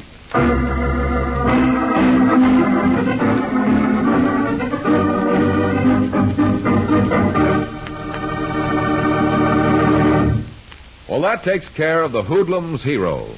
Now let's take care of the refreshments. Bring on those big Pepsis and have delicious Pepsi-Cola all around. Tastes good. You just can't match Pepsi's fresh, tangy flavor. And there's plenty for two of you in Pepsi's big 12-ounce bottle. Get Pepsi by the carton. It's 6 bottles, but 12 drinks. So save all that money and enjoy that extra zing and bounce delicious Pepsi gives you. Remember, Pepsi's proven highest quality, yet it gives you twice as much. Pepsi-Cola, it's a spot. 2 full glasses, that's a lot. Twice as much and better, too. Pepsi-Cola is the drink for you. Delicious Pepsi-Cola. Delicious Pepsi-Cola. Delicious Pepsi-Cola. Delicious Pepsi-Cola. Tune in every Tuesday and Thursday, same time, same station, to Counterspy.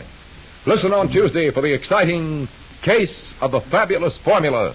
The discovery of a new defense secret and the brutal liquidation of the inventor sent your counterspies on a trail of violent death. The stakes, an important government secret. The enemy, one of the strangest we have ever faced. Listen on Tuesday to The Case of the Fabulous Formula on Counterspy.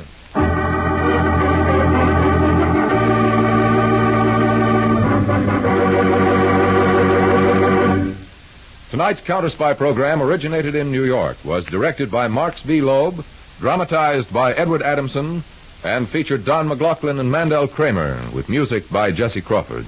This is Jay Jackson speaking. Counterspy is a Phillips H. Lord production for Pepsi-Cola. Enjoy some delicious Pepsi tonight.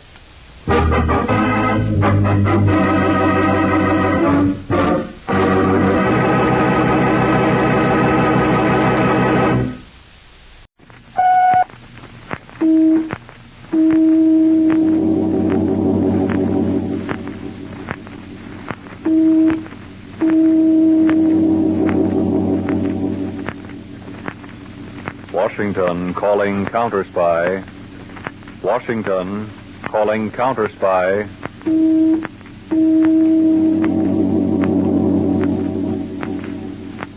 Washington calling Counterspy.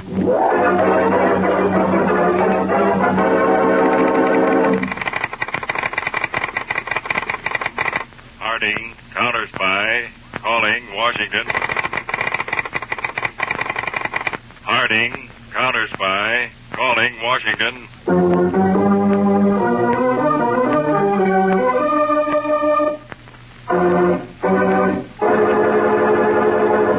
Phillips H. Lord, Counterspy.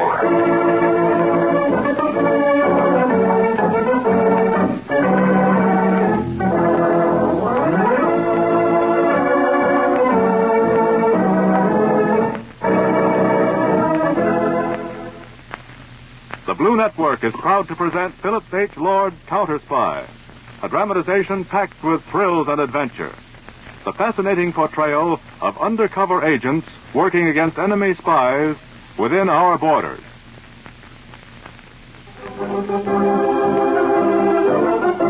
All over this great country tonight is an invisible army of men and women highly trained to protect us from professional enemy spies within our borders.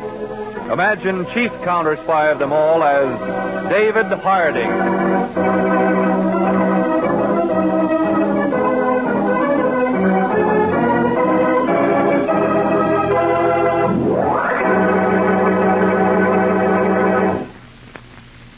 In Pittsburgh, Henry Hughes, cultured, well-educated, and sophisticated, entered his hotel suite on the 7th floor. Seated before a dressing table in the bedroom was his most attractive wife. Hello, Laura. Fixing up a little? You're late, Henry. Oh, some matters down at the office. Guess I'll send for a drink. Want one? Already had one. Oh, having a drink alone, eh? Perhaps you weren't alone. You swine! You insinuating pig! You come in with a saintly way you have, and I know where you've been. At the office, yes, the office, with lipstick all over your collar, night after night. Coming in thinking I don't know you, think I'm a fool! Stop it, you little hellion. Hellion! I gave up everything for you. Decent family, money, position, honor.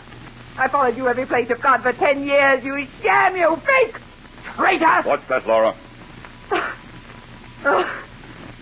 Oh. No, I can't cry. I can't even do that anymore. Oh, why do I love you so? Now listen, kid. You've been great. Sure, I've been seeing someone else. But you know it's business. Now, as soon as I get all the information I'm after, we can leave this country. We'll be rich the rest of our lives. Now, I can't tell you the things I'm doing. I'm not allowed to. The Gestapo would kill me. But they promised that if I make good on this job, it means a big job over there. We'll get out of this country. But this is my country, Henry. Can't you see what I've been through for years? Loving you. Ready to die for you. But cheating all the time on my country. Which means more to you? Your country? Or me? You.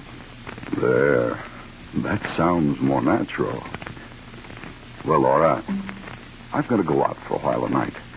Now, you go to a movie or something. I'll be back as soon as I can. Where are you going? I've got to drive over the mountain to Connersville. It's about 90 miles. You lie. You're lying like you always do. You're going with her. You're letting me down. I can see it in your eyes. Well, you can't. You won't. Now, wait a minute. Okay. Okay, come along. I'll prove it to you. You mean you want me to go with you? Yes, I'll prove to you that it's business. We'll have some drinks, drive over, and make a good time of it. You mean it, Henry? I'd rather have you with me than anyone else. Oh, I'm such a fool. But I do love you so.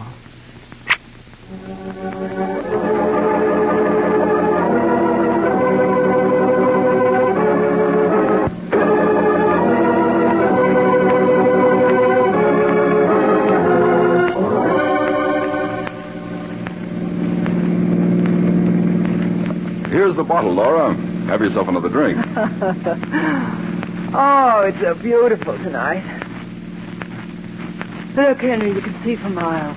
Sure. We're about 4,000 feet up. Look how those cliffs drop right down from the side of the road. What's the matter? Oh, I thought I'd turn and drive right up to the edge. We can sit for a few minutes and look out at the view. Henry, the front wheels are right on the edge, both of them. Of course. See how I can handle a car? I didn't have a drink like you did.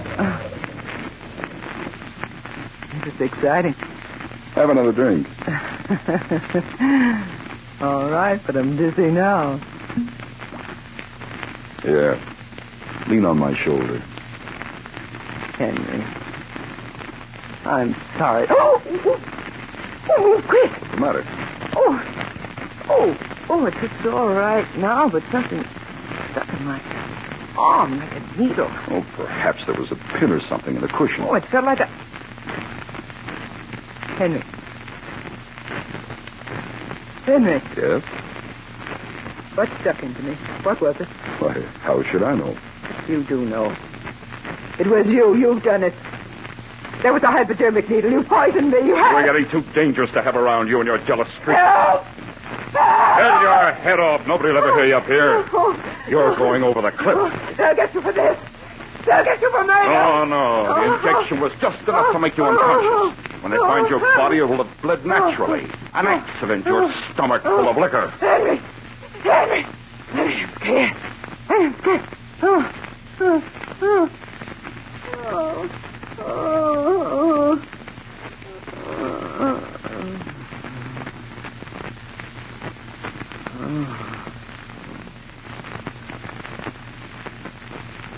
Now.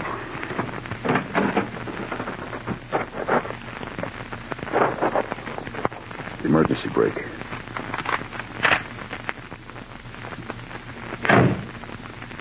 Happy journey, my dear. Now to get the front wheels over.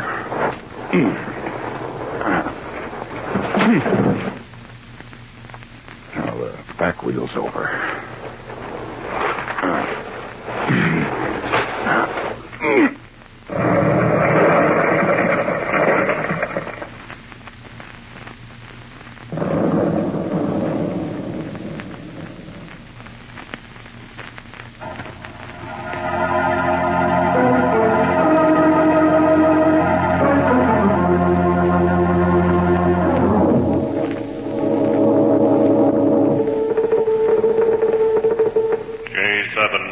Counterspy headquarters, Washington. Harding speaking. J7, Pittsburgh. I think you should fly here immediately, Mr. Harding. What's your report? Very attractive wife of a Henry Hughes. Drove car while intoxicated off Mountain Cliff. Henry Hughes holds a rather important position in the Pittsburgh Bronze Casting Company, which is now doing war work exclusively. What's the catch? She's supposed to have driven off the cliff while intoxicated, but the ignition wasn't turned on. The key was in the lock, turned off. Quite remarkable. In defense work, huh? Have a complete report ready. I'm flying immediately.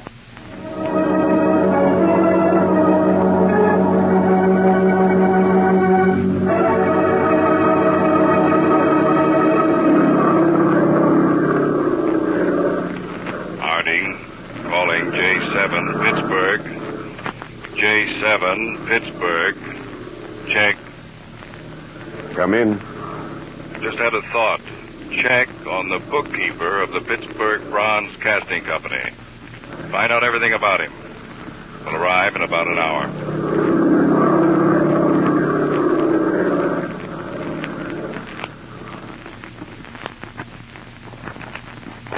Now, these reports, Mr. Harding, they're all on Henry Hughes. Oh, you did well to get them this quickly. Notice this, sir. Couldn't very well help it. There's a matter of 2 years there. There seems to be no record of Henry Hughes at all during that period. Will you take passport files? Yes, Mr. Harding. If Hughes left the country and re-entered, he did so without leaving any record of it. Yes. Well, there isn't a thing here that points suspicion in any way to Henry Hughes. What about the bookkeeper of the Bronze Casting Company? Elmer Bruce, 65, small of stature, light hair, blue eyes. Yeah? Lives with wife, both regular church attenders. She's a Sunday school teacher. They have a daughter and 2 sons, 1 grandchild. Mm-hmm. Bruce is very well thought of by his neighbors. He's a great lover of books. Goes to the library at least 4 nights a week. The library, huh? Quite a scholarly chap. I think I'll drop over to the library and see if Bruce happens to be there.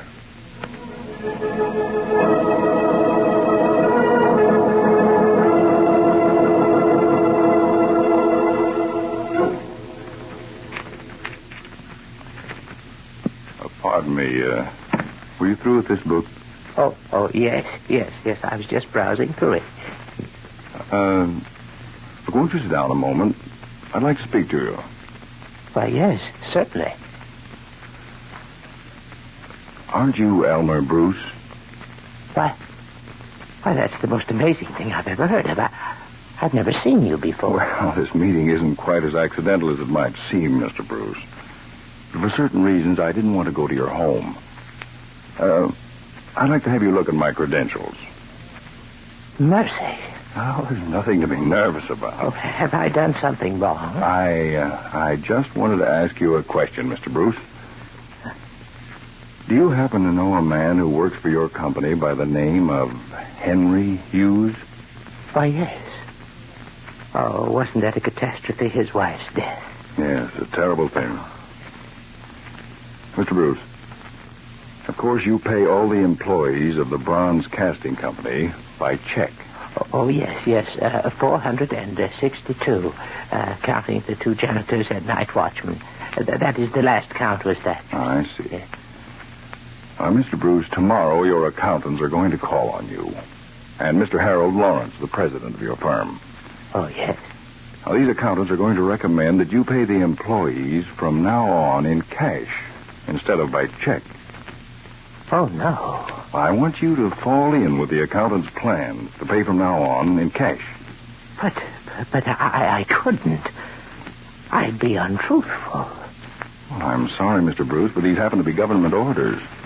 A great deal depends upon them. Well, I'm sorry, too, Mr. Harding. I respect my government, but even for it, I couldn't lie. Mr. Bruce, it's very refreshing to meet a man of your principles. I don't wish to be an unreasonable prick. I just want to do what's right.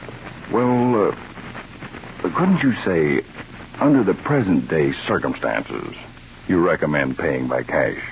That you wouldn't have to say what circumstances.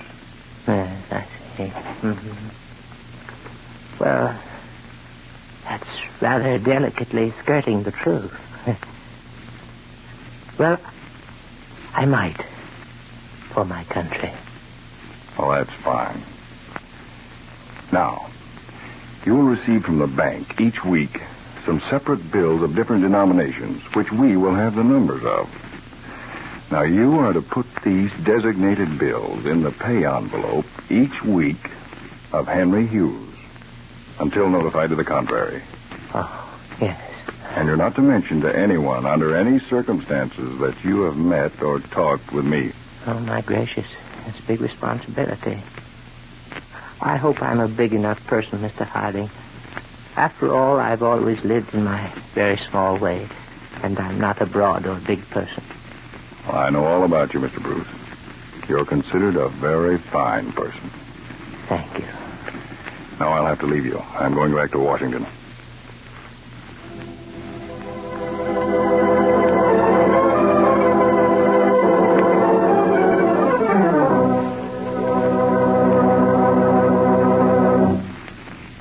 JE7 has just arrived from Pittsburgh by plane, Mr. Harding. Send him right in.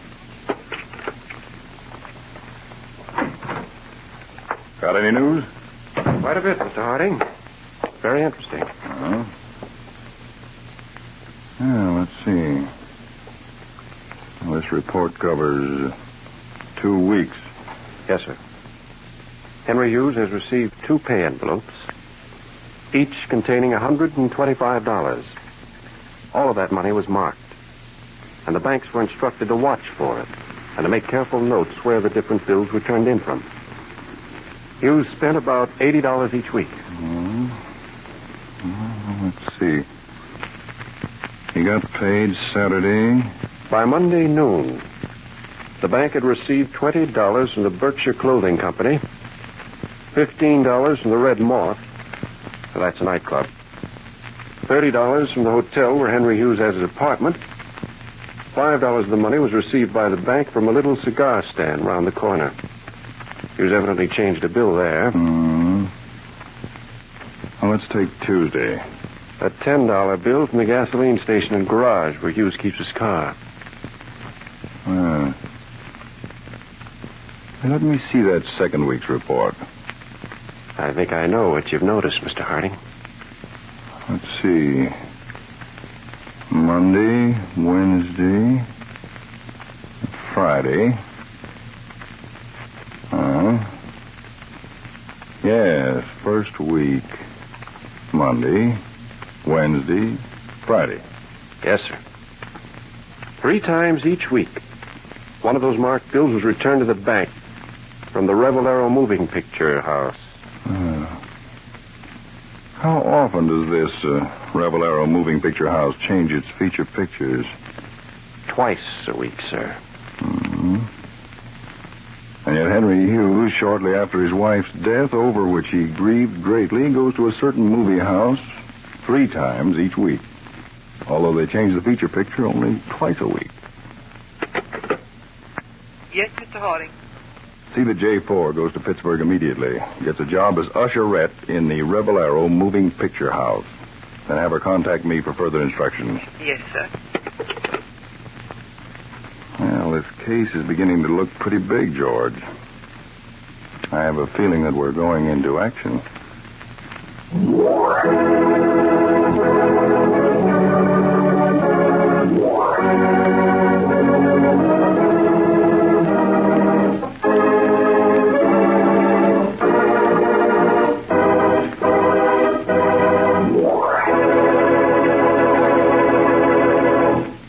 We'll continue tonight's case of Counterspy in just a moment. But first, here is a message of vital importance to women and girls who want to take an active part in the war effort. Your country needs you and needs you now as a student nurse. The need is so great that 19,000 student nurses will have to enter mid-year classes in January and February. Will you be one of them? You won't attack the enemy, but you'll fight. You'll fight pain. You'll fight casualties.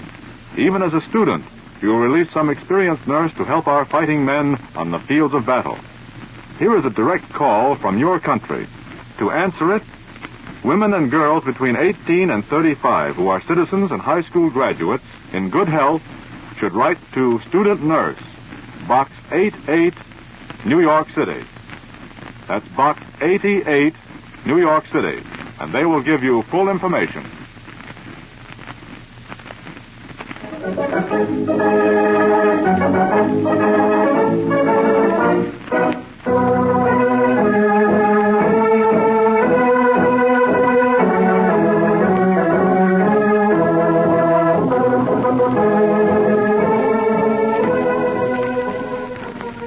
now back to Phillips H. Lord's Counterspy.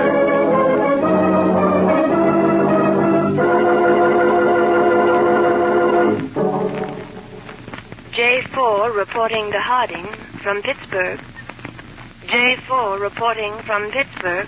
Harding speaking. Proceed. The man in question entered theater at 4:10, went down center aisle to row D, asked girl to remove coat from a seat, and sat down next to her. After a while spoke to her, and from then on they carried on conversation. This happened Monday and Wednesday. The same girl each time. Who was the girl? Phyllis Lawrence, daughter of the president of the Bronze Casting Company. What? Yes, sir. Oh. I'll contact you later. Yes, Mr. Harding. I'm leaving for Pittsburgh immediately. Tell J7 I'm going to call on Mr. Lawrence, president of the Bronze Casting Company.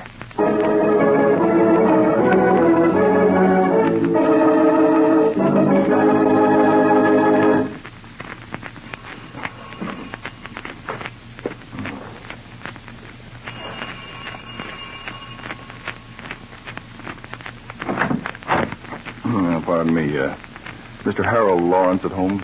He is, sir. The card. May I ask who's calling? You kindly take in my card, if you please. Will you step in, sir? Thank you. If you'll wait, sir, I'll take your card to Mr. Lawrence. Certainly.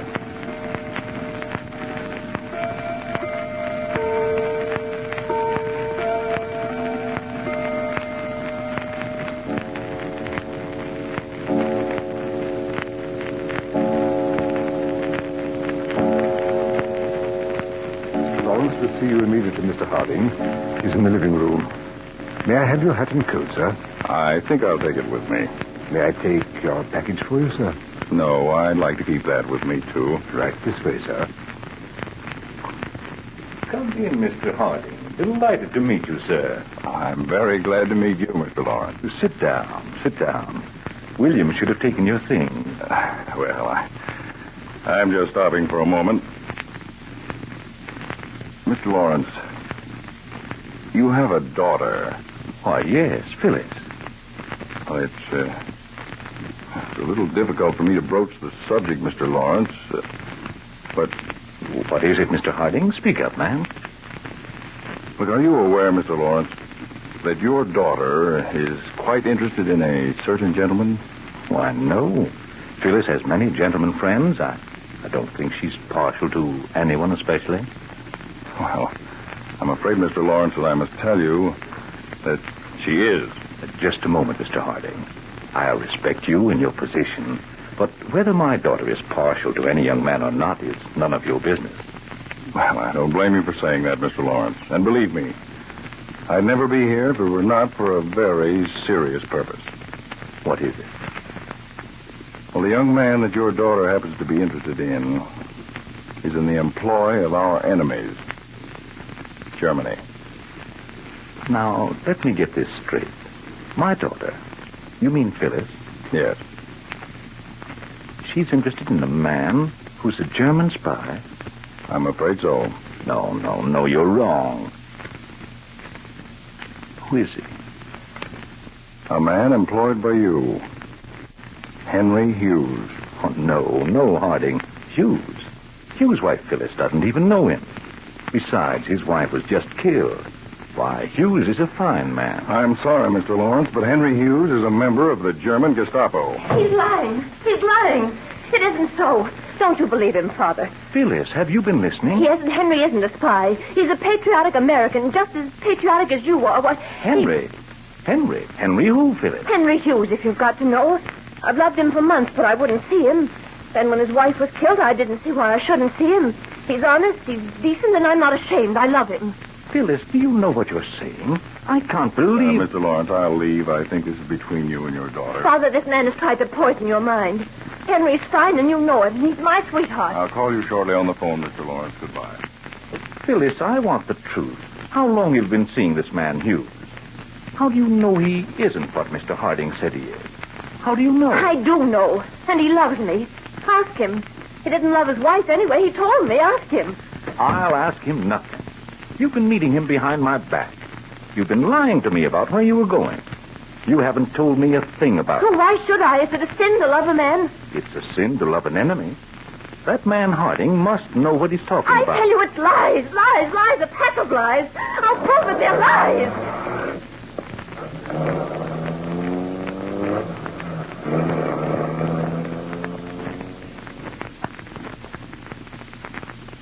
I can see under the shade. Harding's driving off in his car. Henry, that fool, that stupid ass. I'd like to have my hands on him. He's killing his wife that's led up to this. I told him not to. But he was afraid of her. She got so jealous. We've got to get out, Phyllis. Things have gotten too hot. No, it isn't all up yet. Henry's driven over the mountains tonight. The Counterspy evidently haven't arrested him yet, and we can see that he doesn't talk. On his way back here, he's found with a bullet. Yes. Let's get the car. They'll drive and meet him. Do you think Harding was suspicious of us? Of course not. Harding thinks you're a respectable businessman, and I'm your innocent daughter led astray. He came to warn us. We're safe if we can do away with Henry before he talks. What's that? What? That package by the chair. Right there. Oh, that's where Harding was sitting. Must have been in such a hurry he forgot it. Wait a minute. It's a short-wave set. Oh, we're tricked. Harding left that there to trick us. He's heard everything we've said. Quick, the car in the garage. Don't stop for a thing. Come on. All right. You drive.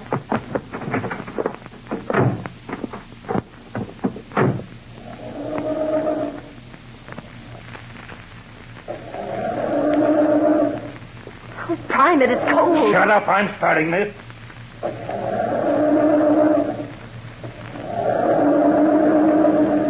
I'm afraid it won't go. Oh, Yes, the distributor cap is missing, and I wouldn't move either one of you. Two of my agents are in the back and have you covered. Very clever. The next time you go to a theater to meet a man, Phyllis, if you ever do, be sure and look around and see who's sitting in the seat behind you. What my daughter has done has no bearing on me. Why am I arrested? Oh, come, Mr. Lawrence. You've been operating this factory on money supplied by Berlin. You make parts for airplane motors so that your firm is close to many manufacturers and you have access to their plans. And besides, she's not your daughter. She's Fräulein Grock. Henry's responsible. The fool, he ought to be shot. That's just what he did. Killed himself when my men went to arrest him. Henry? Yes. Henry. Your father.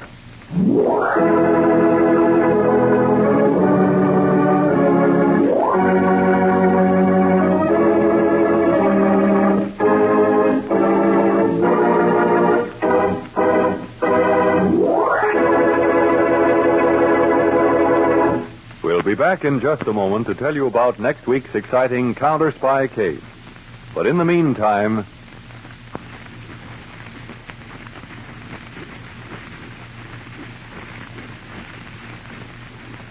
we wish to call your attention to the government's urgent appeal for the conservation of gas for cooking and heating.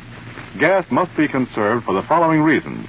It is used for fuel by many industrial plants, which are now expanded to double or triple their normal peacetime size. And it is used widely in the manufacture of armor plate, gun barrels, and similar equipment, which must be hardened or molded at extremely high temperatures. Because its flame is freer from impurities than the flame from coal or oil, gas is used almost exclusively in these processes. And gas is, in itself, a raw material for certain products. Synthetic rubber, for example, and ammonium nitrate, which is used in the manufacture of explosives. That is the why, and now here's the how, of gas conservation. Don't use the kitchen range to heat the house. If you heat with gas, keep your house below 65 degrees. Cook with a low blue flame. Use hot water sparingly. Those are directions direct from Uncle Sam. Now, they may not sound as intriguing as an assignment to track down and capture enemy spies, but the conservation of gas, practiced by millions of soldier citizens on the home front, will be echoed in cheers of victory from our fighting men, because the conservation of gas will help give them equipment and weapons they need.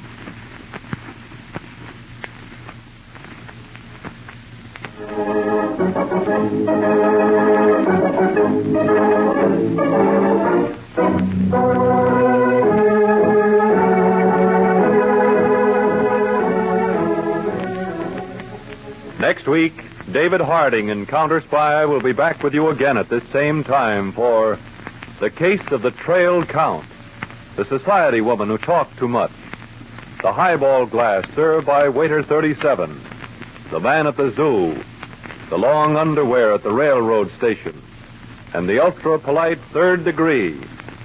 That's next week's unusual Counterspy.